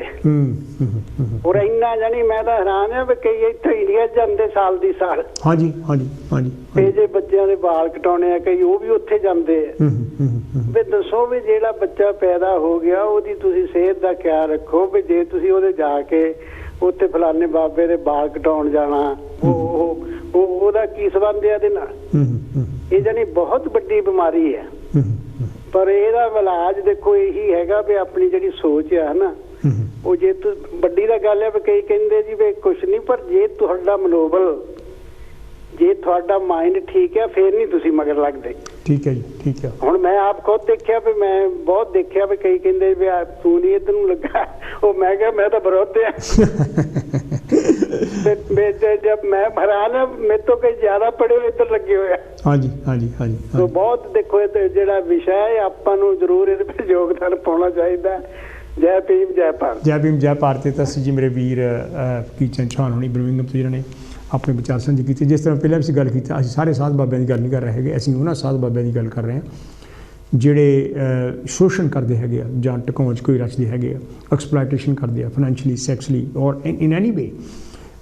ਉਹਨਾਂ ਦੀ ਆਪਾਂ ਗੱਲ ਕਰ ਰਹੇ ਹੈਗੇ ਆ ਜਾਨ ਕਿ ਜੋ ਕਹਿੰਦੇ ਹੈਗੇ ਮੈਂ ਕੋਈ ਨਾ ਕੋਈ ਇਲਾਜ ਕਰ ਸਕਦਾ ਹੈਗਾ। ਹੈਲੋ ਜੀ, ਕੌਣ ਤੇ ਜੀ, ਕਿੱਥੋਂ ਬੋਲ ਰਹੇ ਜੀ? ਹੈਲੋ ਡਾਕਟਰ ਸਾਹਿਬ ਨਮਸਕਾਰ। ਜੈ ਭੀਮ ਜੈ ਭਾਰਤ। ਜੈ ਭੀਮ ਜੈ ਭਾਰਤ। ਮਾਨ ਸਾਹਿਬ ਹਾਂਜੀ ਕੀ ਹਾਲ ਚਾਲ? ਮੈਂ ਠੀਕ ਹਾਂ। ਤੁਹਾਡਾ ਜਿਹੜਾ ਇਹ ਮੁੱਦਾ ਜੀ ਇਹ ਬਹੁਤ ਹੀ ਕਿਤੇ ਨਾ ਲੋਕਾਂ ਨੂੰ ਸਿੱਖਿਆ ਦੇਣ ਵਾਲਾ ਹੈਗਾ। ਥੈਂਕ ਯੂ ਜੀ। ਅੰਧ ਵਿਸ਼ਵਾਸ ਤੋਂ ਤੁਸੀਂ ਦੂਰ ਰਹੋ, ਇਹਨਾਂ ਬਾਬਿਆਂ ਤੋਂ ਦੂਰ ਰਹੋ ਤੇ ਤਰਕਸ਼ੀਲ ਬਣੋ। ਹਾਂਜੀ ਹਾਂਜੀ। ਆ ਤੁਸੀਂ ਇੱਕ ਬਾਬੇ ਦੀ ਦੱਸੀ ਗੱਲ, ਕਿਹੜਾ ਸ਼ਾਸਤਰੀ ਉਹ ਨਵਾਂ ਹੀ ਉੱਠਿਆ, ਇਹ ਕਹਿੰਦਾ ਮੈਂ ਟੈਲੀਫੋਨ ਤੇ ਰਾਵਣ ਦੇ ਨਾਲ ਗੱਲਾਂ ਕਰਦਾ। ਹਾਂਜੀ ਹਾਂਜੀ ਹਾਂਜੀ ਹਾਂਜੀ ਹਾਂਜੀ ਹਾਂਜੀ। ਕਹਿੰਦਾ ਮੈਨੂੰ ਉਹ ਸਾਰਾ, ਮੈਂ ਉਹਨੂੰ ਪੁੱਛਿਆ ਵੀ ਤੂੰ ਰਾਮ ਨਾਲ ਕਾਹਤੇ ਝਗੜਾ ਕੀਤਾ, ਜੇ ਉਹ ਕੀਤਾ। ਕਿੰਨਾ ਦੇਖੋ ਉਹਨਾਂ ਨੂੰ ਪਤਾ ਨਹੀਂ ਹੋਏ ਵੀ ਜਾਂ ਨਹੀਂ ਹੋਏ, ਕਿੰਨਾ ਚਿਰ ਹੋ ਗਿਆ ਵੀ ਹਾਲੇ ਤੱਕ ਟੈਲੀਫੋਨ ਤੇ ਗੱਲਾਂ ਕਰੀ ਜਾਂਦਾ। ਅਸੀਂ ਲੋਕ ਫੇਰ ਵੀ ਉਹਨਾਂ ਮਗਰ ਲੱਗ ਜਾਂਦੇ ਹੈਗੇ ਆ। ਇਹ 2023 ਵਿੱਚ ਹੋ ਰਿਹਾ ਦੇਖੋ ਇਹ ਕੰਮ। ਹਾਂਜੀ 2023 ਦੇ ਵਿੱਚ ਲੋਕ ਕਿਤੇ ਨਾ ਕਿੱਥੇ ਕਿੱਥੇ ਪਹੁੰਚ ਗਏ ਆ ਸਾਇੰਸ ਦੇ ਨਾਲ ਬੜੇ ਬੜੇ। ਹਾਂਜੀ ਤੇ ਦੇਖੋ ਪਹਿਲਾਂ ਦੀ ਗੱਲ ਇਹ ਕਿ ਜਿਹੜੇ ਸਾਡੇ ਬੜੇ ਬੜੇ ਲੀਡਰ ਆ ਜਦ ਉਹ ਇਹਨਾਂ ਕੋਲ ਜਾ ਕੇ ਵਰਦਾਨ ਲੈਂਦੇ ਆ ਤੇ ਫਿਰ ਜਿਹੜਾ ਪੜ੍ਹਿਆ ਲਿਖੇ ਲੋਕ ਆ ਨਹੀਂ ਉਹੀ ਏਦਾਂ ਦਾ ਕੰਮ ਕਰਦੇ ਆ। ਦਰਅਸਲ ਜਿਹੜਾ ਹੁਣ ਰਫਾਲ ਚ ਇਹਨਾਂ ਨੇ ਹਵਾਈ ਜਹਾਜ਼ ਲਿਆ ਸੀ ਫਰਾਂਸ ਤੋਂ, ਜਦੋਂ ਪਹਿਲੀ ਵਾਰ ਉਹ ਉਡਾਨ ਕੀਤੀ ਸਾਡੇ ਦੇਸ਼ ਦਾ ਜਿਹੜਾ ਭਾਰਤ ਦਾ ਰਕਸ਼ਾ ਮੰਤਰੀ ਦੂਸਰਾ ਸੀਗਾ ਰਕਸ਼ਾ ਮੰਤਰੀ ਆ। ਹਾਂਜੀ ਹਾਂਜੀ। ਉਹਨਾਂ ਨੇ ਪਹਿਲਾਂ ਤੇ ਮਿਰਚਾਂ ਤੇ ਨਿੰਬੂ ਉਹ ਟਾਇਰਾਂ ਦੇ ਥੱਲੇ ਤੇ ਨਾਲੇ ਉੱਪਰ ਬੰਨੇ। ਅੱਛਾ। ਪਹਿਲੀ ਉਡਾਨ ਭਰਨ ਤੋਂ। ਤੁਸੀਂ ਇਹ ਦੱਸੋ ਵੀ ਉਹ ਨਿੰਬੂ ਤੇ ਉਹ ਜਿਹੜਾ ਮਿਰਚਾਂ ਆ ਉਹ ਕਿੱਦਾਂ ਹਵਾਈ ਜਹਾਜ਼ ਦੀ ਰਕਸ਼ਾ ਕਰ? ਉਹ ਕਾਲੀ ਗੁੱਤ ਨਹੀਂ ਬੰਨੀ? ਉਹ ਵੀ ਬੰਨੀ ਹੋਣੀ ਕਿਤੇ ਅੰਦਰ ਪਿੱਛੇ ਤੇ ਜਦ ਉੱਡਣ ਲੱਗਾ ਹੋਊਗਾ। ਤੇ ਇਦਾਂ ਦੇ ਜਿਹੜਾ ਸਾਡਾ ਪੜ੍ਹਿਆ ਬੜੇ ਬੜੇ ਲੀਡਰ ਇਦਾਂ ਦੇ ਕਰਦੇ ਆ ਕਰਵਾ ਚ। ਤੇ ਫਿਰ ਪੜ੍ਹੇ ਲਿਖੇ ਲੋਕ, ਇਹ ਜਿਹੜਾ ਦੇਸ਼ ਆ ਨਾ ਜੀ ਜਾਂ ਸਮਾਜ ਆ, ਇਹ ਅਨਪੜ੍ਹ ਲੋਕਾਂ ਦੇ ਉਹਨਾਂ ਦੀ ਮਤਲਬ ਉਹ ਬਰਬਾਦ ਨਹੀਂ ਕਰਦੇ, ਉਹਨਾਂ ਦੀ ਮਤਲਬ ਅਨਪੜ੍ਹਤਾ ਨਾਲ ਬਰਬਾਦ ਨਹੀਂ ਹੁੰਦਾ। ਦਰਅਸਲ ਤੇ ਜਿਹੜੇ ਪੜ੍ਹੇ ਲਿਖੇ ਲੋਕ ਆ ਨਾ ਇਹ ਉਹਨਾਂ ਦੀ ਮੂਰਖਤਾ ਦੇ ਨਾਲ ਇਹ ਬਰਬਾਦ ਹੁੰਦਾ, ਸਮਾਜ ਵੀ ਤੇ ਦੇਸ਼ ਵੀ। ਤੇ ਇੱਥੇ ਵੀ ਇਹੋ ਚੀਜ਼ਾਂ ਲੈ ਕੇ ਆ ਗਏ ਹੈਗੇ ਆ। ਹਾਂਜੀ ਹੁਣ ਜਿੱਦਾਂ ਤੁਸੀਂ ਹਮੇਸ਼ਾ ਤਰਕਸ਼ੀਲ ਦੀਆਂ ਗੱਲਾਂ ਕਰਦੇ ਆ, ਸਾਡੇ ਲੋਕਾਂ ਨੂੰ ਇਹ ਤਰਕਸ਼ੀਲ ਜ਼ਰੂਰ ਬਣਨਾ ਚਾਹੀਦਾ। ਔਰ ਇੱਦਾਂ ਦੀਆਂ ਜਿਹੜੀ ਹੈਗੇ ਸਾਧ ਬਾਬੇ ਤੁਹਾਨੂੰ ਬੇਵਕੂਫ ਬਣਾ ਕੇ ਤੇ ਆਪਣਾ ਉਲੂ ਸਿੱਧਾ ਕਰਦੇ ਆ। ਵੈਸੇ ਤਾਂ ਸਾਡੇ ਚੌਹਾਨ ਸਾਹਿਬ, ਸਾਡੇ ਦੂਸਰੇ ਕਿਧਰ ਸੁਮਨ ਸਾਹਿਬ, ਉਹਨਾਂ ਨੇ ਕਾਫੀ ਗੱਲਾਂ ਕੀਤੀਆਂ ਤੇ ਬਾਕੀ ਹੋਰ ਵੀ ਕਈ ਲਾਈਨ ਹੁੰਦੇ ਆ ਤੇ ਸਾਨੂੰ ਹੈਗੇ ਆ ਤੇ ਸਾਨੂੰ ਲੋਕਾਂ ਨੂੰ ਅੰਧ ਵਿਸ਼ਵਾਸ ਤੋਂ ਦੂਰ, ਇਹਨਾਂ ਬਾਬਿਆਂ ਤੋਂ ਦੂਰ ਰਹਿਣਾ ਚਾਹੀਦਾ ਹੈਗਾ। ਔਰ ਆਪਣੇ ਆਪ ਨੂੰ ਜਿਹੜਾ ਕਿ ਇਹ ਕਿਤਾਬਾਂ ਪੜ੍ਹੋ, ਉਹਦੇ ਵਿੱਚ ਸਾਰਾ ਕੁਝ ਤੁਹਾਨੂੰ ਤਰਕਸ਼ੀਲ ਤੁਸੀਂ ਆਪਣੇ ਆਪ ਨੂੰ ਬਣਨਾ ਚਾਹੀਦਾ ਹੈਗਾ ਤੇ ਗਿਆਨਵਾਨ ਹੋਣਾ ਚਾਹੀਦਾ। ਇੱਦਾਂ ਦੇ ਅੰਧ ਵਿਸ਼ਵਾਸ ਨਹੀਂ ਪੈਣਾ ਚਾਹੀਦਾ। ਮੈਂ ਤਾਂ ਇੰਨਾ ਕਹੂੰਗਾ, ਤੁਹਾਡਾ ਪ੍ਰੋਗਰਾਮ ਬਹੁਤ ਵਧੀਆ। ਜੈ ਭੀਮ, ਜੈ ਭਾਰਤ ਜੀ। ਜੈ ਭੀਮ, ਜੈ ਭਾਰਤ। ਤੁਸੀਂ ਜੀ ਮੇਰੇ ਵੀਰ ਪ੍ਰੇਮ ਮਾਨ ਹੁਣੀ ਲੰਡਨ ਤੋਂ ਜਿਹਨਾਂ ਨੇ ਫੋਨ ਕੀਤਾ, ਤੁਸੀਂ ਵੀ ਟੈਲੀਫੋਨ ਕਰ ਸਕਦੇ ਹੈਗੇ 0300 770 2246 ਨੰਬਰ ਸਾਡਾ ਬ੍ਰਿਟਨ ਦਾ, UK ਦਾ, ਬਰਤਾਨੀਆ ਦਾ। ਅਤੇ ਜੇ ਤੁਸੀਂ ਬਰਤਾਨੀਆ ਤੋਂ ਬਾਹਰ ਤੋਂ ਹੈਗੇ ਤਾਂ ਫਿਰ ਤੁਹਾਨੂੰ ਆਪਣਾ ਇੰਟਰਨੈਸ਼ਨਲ ਕੋਡ ਲਾਉਣ ਤੋਂ ਬਾਅਦ 44 ਅਤੇ 300 770 2246 ਨੰਬਰ ਘੁੰਮਣਾ ਪਊਗਾ। ਅਸਲ 'ਚ ਜਿਹੜੀਆਂ ਕਈ ਗੱਲਾਂ ਇੱਦਾਂ ਦੀਆਂ ਸਾਹਮਣੇ ਆਉਂਦੀਆਂ। ਹੈਲੋ ਜੀ, ਕੌਣ ਤੇ ਜੀ, ਕਿੱਥੋਂ ਬੋਲ ਰਹੇ ਜੀ? ਜਗਦੀਸ਼ ਸਿੰਘ ਬੋਲਦਾ ਜੀ, ਗਲਾਸਗੋ ਤੋਂ। ਗਲਾਸਗੋ ਤੋਂ। ਜਗਦੀਸ਼ ਜੀ, ਤੁਹਾਡਾ ਵੀ ਕਦੀ ਬਾਹ ਪਿਆ ਢੋਂਗੀ ਬਾਬਿਆਂ ਨਾਲ? ਸ਼ੁਰੂ ਦੇ ਵਿੱਚੋਂ ਸ਼ੁਰੂ ਕਰੀਏ ਤਾਂ 10 ਸਾਲ ਦੀ ਉਮਰ ਦੇ ਵਿੱਚ ਮੈਂ ਜਾਂਦਾ ਹੁੰਦਾ ਸੀਗਾ ਸੰਤ ਬਾਬਾ ਈਸ਼ਰ ਸਿੰਘ ਰਾੜੇ ਵਾਲਿਆਂ ਦਾ ਦੀਵਾਨ ਸੁਣਨ ਲਈ। ਅੱਛਾ ਜੀ। ਬਾਬਾ ਈਸ਼ਰ ਸਿੰਘ ਕਲੇਰਾਂ ਵਾਲਿਆਂ ਦਾ ਦੀਵਾਨ ਸੁਣਨ ਲਈ। ਠੀਕ ਹੈ ਜੀ, ਠੀਕ ਹੈ ਜੀ। ਉੱਥੇ ਜੇ ਤੁਸੀਂ ਯਕੀਨ ਮੰਨੋ ਤਾਂ 4-4 5-5 ਹਜ਼ਾਰ ਬੰਦਾ ਜਿਹੜਾ ਨਾ ਉਹ ਪੰਡਾਲ 'ਚ ਬੈਠ ਕੇ ਤੇ ਉਹ ਨਾਮ 'ਚ ਪਾਉਂਦੇ ਸੀਗੇ। ਸਿੱਧੀਆਂ ਧਾਰਨਾ ਦੇ ਸ਼ਬਦ ਗਾ ਗਾ ਕੇ ਉਹ ਕਹਿੰਦੇ ਸੀਗੇ ਭਾਈ ਨਾਮ ਜਪੋ, ਰੱਬ ਦੇ ਲੜ ਲੱਗੋ, ਔਰ ਸਾਖੀਆਂ ਸੁਣਾਉਂਦੇ ਹੁੰਦੇ ਸੀ। ਠੀਕ ਹੈ ਜੀ, ਠੀਕ ਹੈ ਜੀ। ਮੇਰੇ ਮਨ ਦੇ ਵਿੱਚ ਕਦੇ ਵੀ ਇਹ ਖਿਆਲ ਨਹੀਂ ਆਇਆ ਵੀ ਇਹ ਬੰਦੇ ਮਾੜੇ ਹੋਣਗੇ। ਔਰ ਉਹਨਾਂ ਦੋਨਾਂ ਸੰਤਾਂ ਬਾਬਿਆਂ ਦੇ ਵਾਸਤੇ ਹਜ਼ਾਰਾਂ ਰੁਪਈਏ, ਲੱਖਾਂ ਰੁਪਈਏ ਉਹਨਾਂ ਦੇ ਜਿਹੜੇ ਜਿੱਥੇ ਵੀ ਉਹ ਆਪਣਾ ਡੇਰਾ ਸੀਗਾ ਉਹਨਾਂ ਦਾ, ਹੁਣ ਤਾਂ ਡੇਰਾ ਕਹਿਣ ਲੱਗੇ ਵੀ ਡਰ ਲੱਗਦਾ ਵੀ ਡੇਰਾ ਤਾਂ ਮਾੜਾ ਲਫ਼ਜ਼ ਹੋ ਗਿਆ। ਹਾਂਜੀ ਹਾਂਜੀ ਹਾਂਜੀ। ਔਰ ਇੱਥੇ ਤੱਕ ਹੋਇਆ ਵੀ ਜਦੋਂ ਅਸੀਂ ਕਲੇਰਾਂ ਵਾਲੇ ਬਾਬਾ ਜੀ ਕੋਲ ਜਾਂਦੇ ਸੀ, ਉੱਥੇ ਲੰਗਰ ਨਹੀਂ ਪੱਕਦਾ ਸੀਗਾ। ਅੱਛਾ ਜੀ। ਬਾਹਰੋਂ ਟਰਾਲੀਆਂ ਚੋਂ ਹਰ ਰੋਜ਼ ਪਤਾ ਨਹੀਂ ਕਿੱਥੋਂ ਆਉਂਦਾ ਸੀਗਾ, ਔਰ ਹਰ ਰੋਜ਼ ਲੰਗਰ ਹੁੰਦਾ ਸੀ। ਔਰ ਕੋਈ ਪਲਾਨਿੰਗ ਨਹੀਂ ਸੀ ਵੀ ਅੱਜ ਤੂੰ ਲਿਆਈ, ਕੱਲ ਨੂੰ ਤੂੰ ਲਿਆਈ। ਔਰ ਉੱਥੇ ਚੜਾਵਾ ਨਹੀਂ ਚੜਦਾ ਸੀ, ਪੈਸਾ ਹੈ ਹੀ ਨਹੀਂ ਸੀਗਾ। ਅੱਛਾ ਜੀ। ਮਿਸ਼ਰੀ ਔਰ ਪਤਾਸੇ ਲੈ ਕੇ ਜਾਓ ਤੇ ਮਿਸ਼ਰੀ ਪਤਾਸੇ ਤੁਹਾਨੂੰ ਪ੍ਰਸ਼ਾਦ ਮਿਲਣਾ। ਉੱਥੇ ਕੋਈ ਕੁਕਿੰਗ ਨਹੀਂ ਹੁੰਦੀ ਸੀ, ਕੁਝ ਨਹੀਂ ਹੁੰਦਾ ਸੀਗਾ। ਜਿਹੜੀ ਮੇਰੀ ਲਗਨ ਸੀ ਇਸ ਚੀਜ਼ ਦੇ ਬਾਰੇ 'ਚ ਵੀ ਜਿੱਥੇ ਗੋਲਕ ਹੀ ਹੈ ਨਹੀਂ, ਜਿੱਥੇ ਪੈਸਾ ਹੀ ਹੈ ਨਹੀਂ, ਜਿੱਥੇ ਲੀਡਰਸ਼ਿਪ ਹੈ ਨਹੀਂ, ਜਿੱਥੇ ਤੂੰ ਮੈਂ ਹੈ ਨਹੀਂ, ਉੱਥੇ ਤਾਂ ਨਿਰੋਲ ਜਿਹੜਾ ਨਾ ਨਾਮ 'ਚ ਪਾਇਆ ਜਾਂਦਾ। ਔਰ ਹਰੇਕ ਨੂੰ ਕਹਿੰਦੇ ਸੀਗੇ ਵੀ ਇਹ ਨਹੀਂ ਵੀ ਕੰਨਾ ਮੰਨਾ ਕੁਰ ਤੇ ਮੈਂ ਤੇਰਾ, ਤੂੰ ਮੇਰਾ ਚੇਲਾ ਤੇ ਮੈਂ ਤੇਰਾ ਗੁਰ। ਏਦਾਂ ਨਹੀਂ ਸੀਗਾ। ਹਰੇਕ ਨੂੰ ਇੱਕੋ ਗੱਲ ਦੱਸੀ ਜਾਂਦੀ ਸੀ ਕਿ ਤੂੰ ਜੇ ਪੜ੍ਹ ਸਕਦਾ ਤਾਂ ਜਪਜੀ ਸਾਹਿਬ ਪੜ੍ਹ, ਜੇ ਤੂੰ ਨਹੀਂ ਪੜ੍ਹ ਸਕਦਾ ਤਾਂ ਤੂੰ ਪਹਿਲੀ ਪੌੜੀ ਦਾ ਜਿਹੜਾ ਨਾ ਪਾਠ ਉਹ ਲਗਾਤਾਰ ਬਾਰ-ਬਾਰ ਕਰੀ ਜਾ। ਉਹ ਵੀ ਨਹੀਂ ਹੁੰਦਾ ਤਾਂ ਵਾਹਿਗੁਰੂ ਵਾਹਿਗੁਰੂ ਕਹਿ। ਠੀਕ ਹੈ ਜੀ, ਠੀਕ ਹੈ। ਅੱਛਾ, ਇਹ ਸਭ ਮੇਰੀ 10 ਸਾਲ ਦੀ ਉਮਰ ਦੇ ਵਿੱਚ ਮੈਨੂੰ ਸਮਝ ਆਉਣ ਲੱਗ ਗਈ ਤੇ ਮੈਂ ਇੰਡੀਆ ਦੇ ਵਿੱਚ 23 ਸਾਲ ਦਾ ਉੱਥੋਂ ਹੋ ਕੇ ਨਿਕਲਿਆ। ਮੈਂ ਕਦੇ ਵੀ ਇਹਨਾਂ ਦੋਨਾਂ ਬਾਬਿਆਂ ਦੇ ਬਾਰੇ 'ਚ ਕਦੇ ਕੋਈ ਮਾੜੀ ਗੱਲ ਨਹੀਂ ਸੁਣੀ ਸੀ, ਕਿਉਂਕਿ ਜੇ ਤੁਸੀਂ ਮਾੜਾ ਕੰਮ ਕਰਦੇ ਹੋ ਨਾ 6 ਮਹੀਨੇ ਸਾਲ ਬਾਅਦ ਤੁਹਾਡਾ ਕੋਈ ਸਿੱਟਾ ਨਿਕਲਿਆ ਹੁੰਦਾ। ਬਿਲਕੁਲ ਜੀ, ਬਿਲਕੁਲ ਬਿਲਕੁਲ। ਜਿਸ ਤਰ੍ਹਾਂ ਮੈਂ ਬਾਰ-ਬਾਰ ਕਹਿ ਰਿਹਾ ਵੀ ਸਾਰੇ ਬਾਬੇ ਨਹੀਂ ਹੈਗੇ, ਯਾਨੀ ਕਿ ਕੁਝ ਬਾਬੇ ਜਿਹਨਾਂ ਉਹਨਾਂ ਦੀ ਆਪਾਂ ਗੱਲ ਕਰ ਰਹੇ ਹਾਂ। ਹਾਂਜੀ। ਦੇ ਸਮੇਂ ਤੇ ਸੰਤਵਾਦ, ਸਾਧੂਵਾਦ, ਬਾਬਾਵਾਦ, ਇਹਨਾਂ ਸਾਰਿਆਂ ਨੂੰ ਲਿਫਾਫੇ 'ਚ ਪਾ ਕੇ ਤੁਸੀਂ ਡੇਰਾਵਾਦ 'ਚ ਪਾ ਦਿਓ, ਇੱਕੋ ਹੀ ਨੇ ਸਾਰੇ।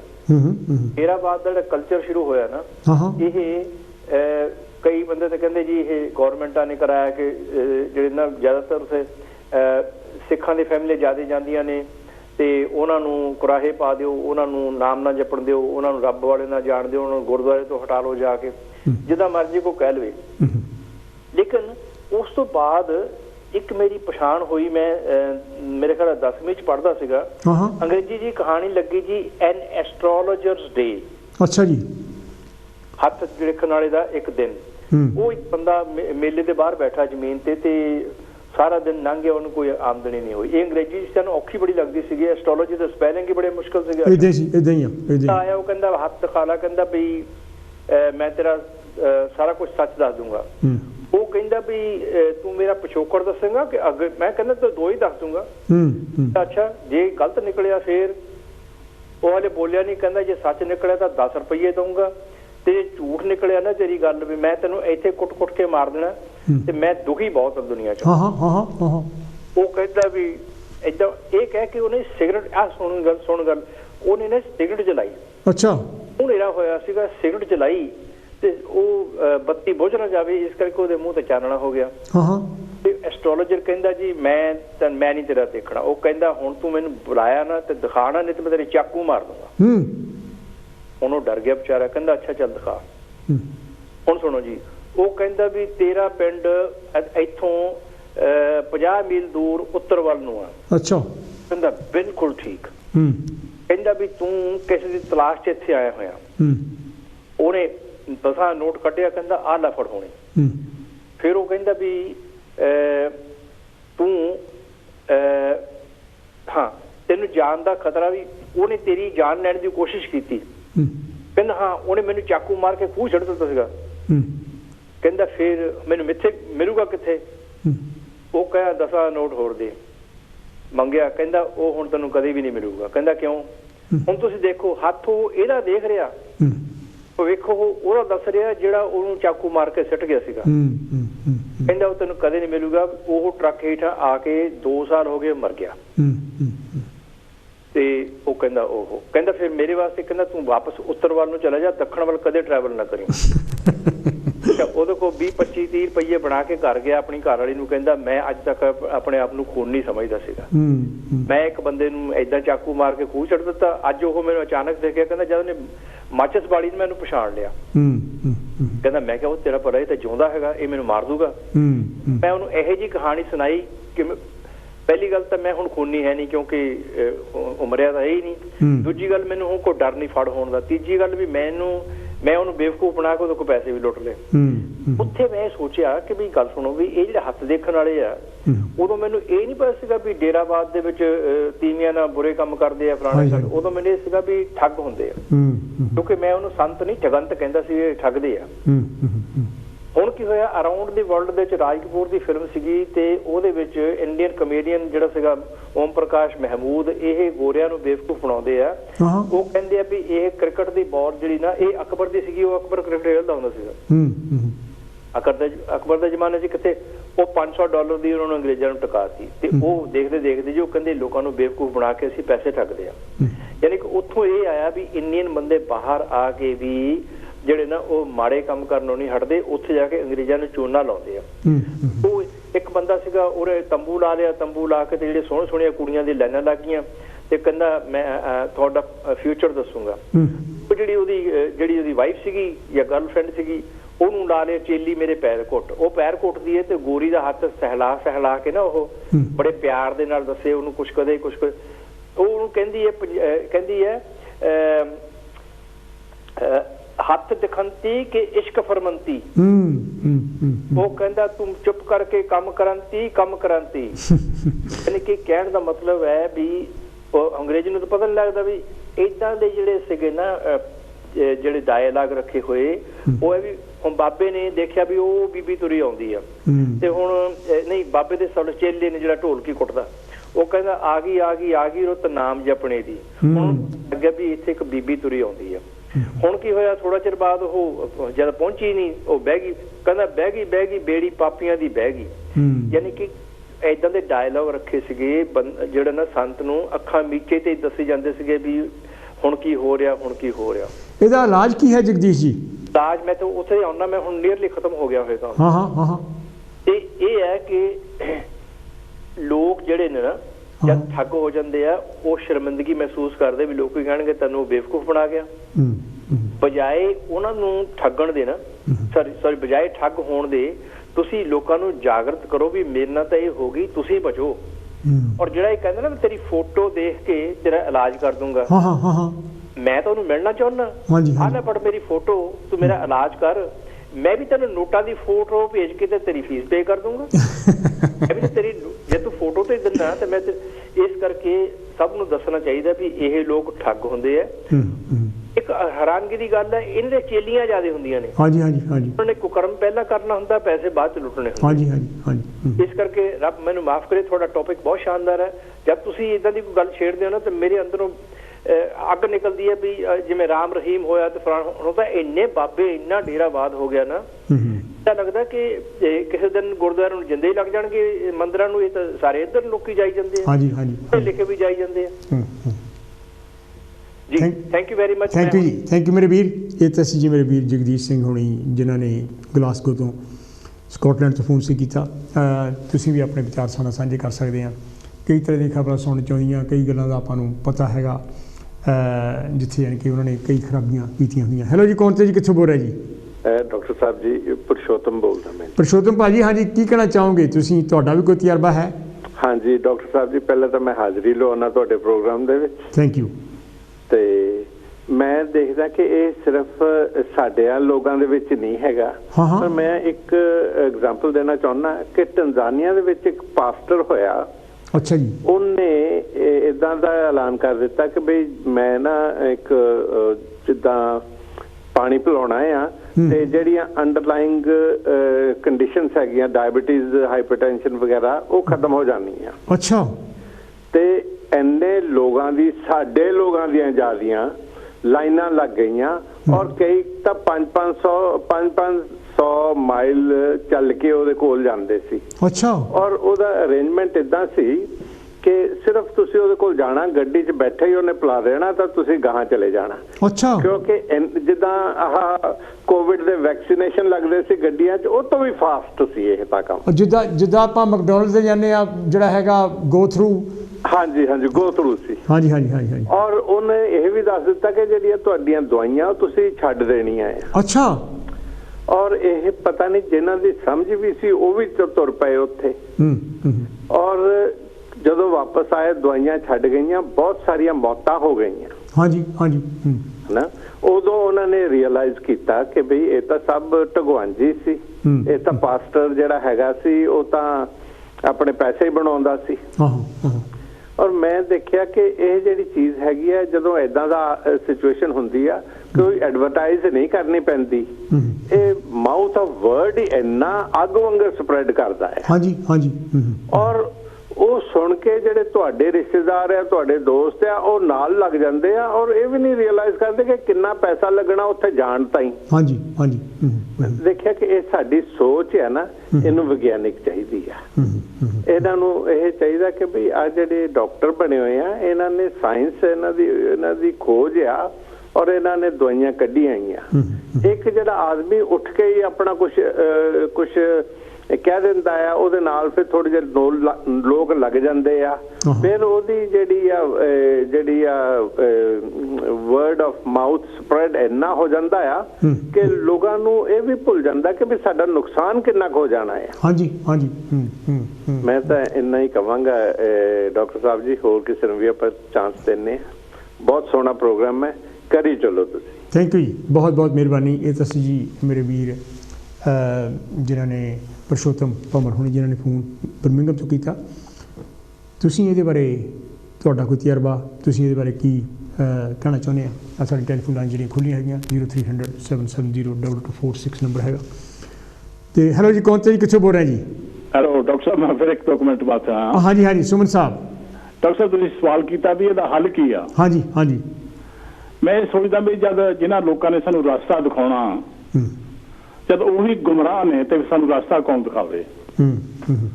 ਕੁਛ ਚਿਰ ਦੀ ਗੱਲ ਹੈ, ਕੋਈ ਸਾਲ ਦੀ ਗੱਲ ਹੈ, ਮੋਦੀ ਸਾਹਿਬ ਉਹ ਜੱਦਿਆ ਜਾਂਦੇ ਆ, ਉੱਥੇ ਮੰਦਿਰ ਜਾਂਦੇ ਆ, ਡਾਕਟਰ ਜਾਂਦਾ ਐਨ ਸਿੱਧਾ ਹੀ ਫਲੈਟ ਲੰਬਾ ਪੈ ਗਿਆ। ਅੱਛਾ। ਔਰ 2 ਮਿੰਟ ਉੱਥੇ ਲੰਬਾ ਪਿਆ ਰਿਹਾ।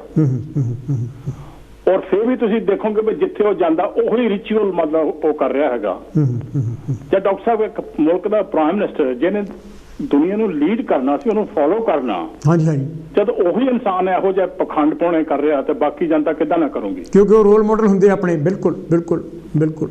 ਗੱਲ ਤਾਂ ਵਿੱਚੋਂ ਮੈਂ ਤਾਂ ਇਹੀ ਸੋਚਦਾ ਵੀ ਜਿਸ ਇਨਸਾਨ ਨੇ ਸਾਨੂੰ ਅੱਛੇ ਰਾਸਤੇ ਲਾਉਣਾ, ਸਾਨੂੰ ਇਸ ਮੂਰਖਪਨ ਤੋਂ ਬਾਹਰ ਕੱਢਣਾ, ਜਦ ਉਹੀ ਸਾਨੂੰ ਇਹਦੇ ਵਿੱਚ ਟਕੇਲ ਰਿਹਾ, ਤਾਂ ਫਿਰ ਅਸੀਂ ਇਹਨੂੰ ਫੋਲੋ ਕਰਨਾ, ਫਿਰ ਸਾਡੇ ਕੋਲ ਬਚਿਆ ਕੀ ਹੈਗਾ? ਹਾਂਜੀ ਹਾਂਜੀ ਹਾਂਜੀ।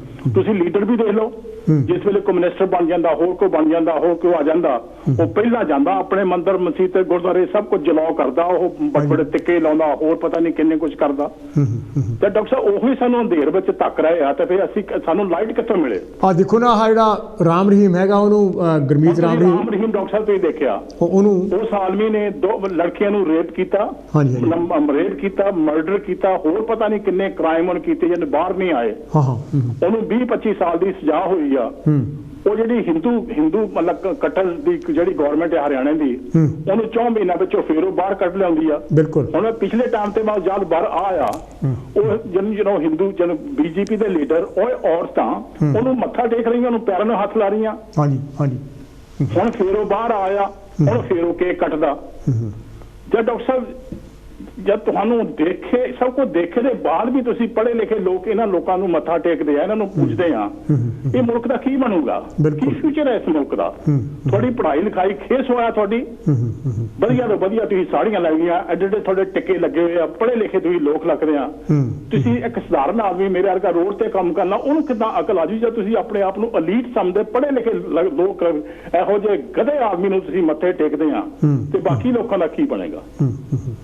ਸੋ ਡਾਕਟਰ ਸਾਹਿਬ ਇਹ ਸਾਡੇ ਸਮਾਜ ਦੇ ਵਿੱਚ ਤਾਂ ਤੁਹਾਡੇ ਵਰਗੇ ਵਿਦਵਾਨ ਇਨਸਾਨ ਬੜਾ ਅਸਰ ਪੈਂਦਾ। ਤੁਸੀਂ ਜਦ ਗੱਲ ਕਰਦੇ ਆ ਚੇਂਜ ਆਏਗੀ, ਪਰ ਜਿਹੜੇ ਲੀਡਰ ਆ ਡਾਕਟਰ ਸਾਹਿਬ, ਇਹ ਸਾਡੇ ਚੇਂਜ ਆਉਣ ਨਹੀਂ ਆਉਣ ਦੇਣਾ ਚਾਹੁੰਦੇ, ਕਿਉਂਕਿ ਇਹਨਾਂ ਨੂੰ ਪਤਾ ਕਿ ਜੇ ਇਹਨਾਂ ਲੋਕੀ ਜਾਗ ਪਏ, ਜੇ ਇਸ ਮੁਲਕ ਦੀ ਔਰਤ ਜਾਗ ਪਈ, ਤਾਂ ਸਾਨੂੰ ਚੜਾਵੇ ਕਿਉਂ ਚੜਾਉਣੇ ਆ? ਇਹਨਾਂ ਦੀ ਤਾਂ ਰੋਟੀ ਆ, ਇਹਨਾਂ ਦੀ ਕੁਰਸੀ ਸਾਡੀ ਅਗਿਆਨਤਾ ਤੇ ਇਹਨਾਂ ਦੀ ਰੋਟੀ ਡਿਪੈਂਡ ਕਰਦੀ ਆ।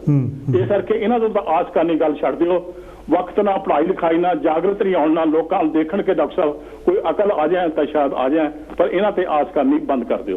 ਓਕੇ ਡਾਕਟਰ ਸਾਹਿਬ, ਬਹੁਤ ਮਿਹਰਬਾਨੀ। ਤੁਸੀਂ ਬਹੁਤ ਮਿਹਰਬਾਨੀ ਮੇਰੇ ਵੀਰ। ਇਹ ਤਾਂ ਸੀ ਜੀ ਹਰਭਜਨ ਸਿੰਘ ਹੋਣੀ, ਜਿਹੜੇ ਦੁਆਰਾ ਫੇਰ ਆਏ, ਜਿਨ੍ਹਾਂ ਨੇ ਆਪਣੇ ਹਿਸਾਬ ਨਾਲ ਆਪਣੀ ਗੱਲ ਕੀਤੀ। ਜਿਸ ਤਰ੍ਹਾਂ ਮੈਂ ਬਾਰ-ਬਾਰ ਕਿਹਾ ਹੈਗਾ, ਫਿਰ ਮੈਂ ਕਹਿ ਰਿਹਾ ਹੈਗਾ, ਜਾਣੀ ਕਿ ਹਰ ਇੱਕ ਦੇ ਆਪਣੇ ਵਿਚਾਰ ਜਿਹੜੇ ਹੈਗੇ ਆ, ਉਹ ਆਪਣੇ ਵਿਚਾਰ ਹੈ, ਉਹਨਾਂ ਦੇ ਨਿੱਜੀ ਵਿਚਾਰ ਹੈਗੇ ਆ ਕਾਂਚੀ ਟੈਲੀਵਿਜ਼ਨ ਤੇ, ਜਾਣੀ ਕਿ ਮੈਂ ਜ਼ਰੂਰੀ ਨਹੀਂ ਵੀ ਉਹਨਾਂ ਨਾਲ ਮੈਂ ਸਹਿਮਤ ਹੋਵਾਂ। ਜੋ ਯਾਨੀ ਕਿ ਇਹ ਗੱਲਾਂ ਹੋ ਰਹੀਆਂ, ਅਸੀਂ ਸਾਰੇ ਸਾਧ ਬਾਬਿਆਂ ਬਾਰੇ ਨਹੀਂ ਗੱਲ ਕਰ ਰਹੇ। ਹੈਲੋ ਜੀ, ਕੌਣ ਸੇ ਜੀ, ਕਿੱਥੋਂ ਬੋਲ ਰਹੇ ਜੀ? ਹੈਲੋ। ਹਾਂਜੀ ਹਾਂਜੀ ਡਾਕਟਰ ਸਾਹਿਬ ਕਰੋ ਗੱਲ ਜੀ, ਭੋਗਲ ਸਾਹਿਬ। ਹਾਂਜੀ ਡਾਕਟਰ ਸਾਹਿਬ, ਸਤਿ ਸ੍ਰੀ ਅਕਾਲ। ਸਤਿ ਸ੍ਰੀ ਅਕਾਲ, ਗੁਰਦੇਵ ਸਿੰਘ ਭੋਗਲ ਬੋਲ ਰਿਹਾ। ਹਾਂਜੀ, ਸਤਿ ਸ੍ਰੀ ਅਕਾਲ ਭੋਗਲ ਸਾਹਿਬ।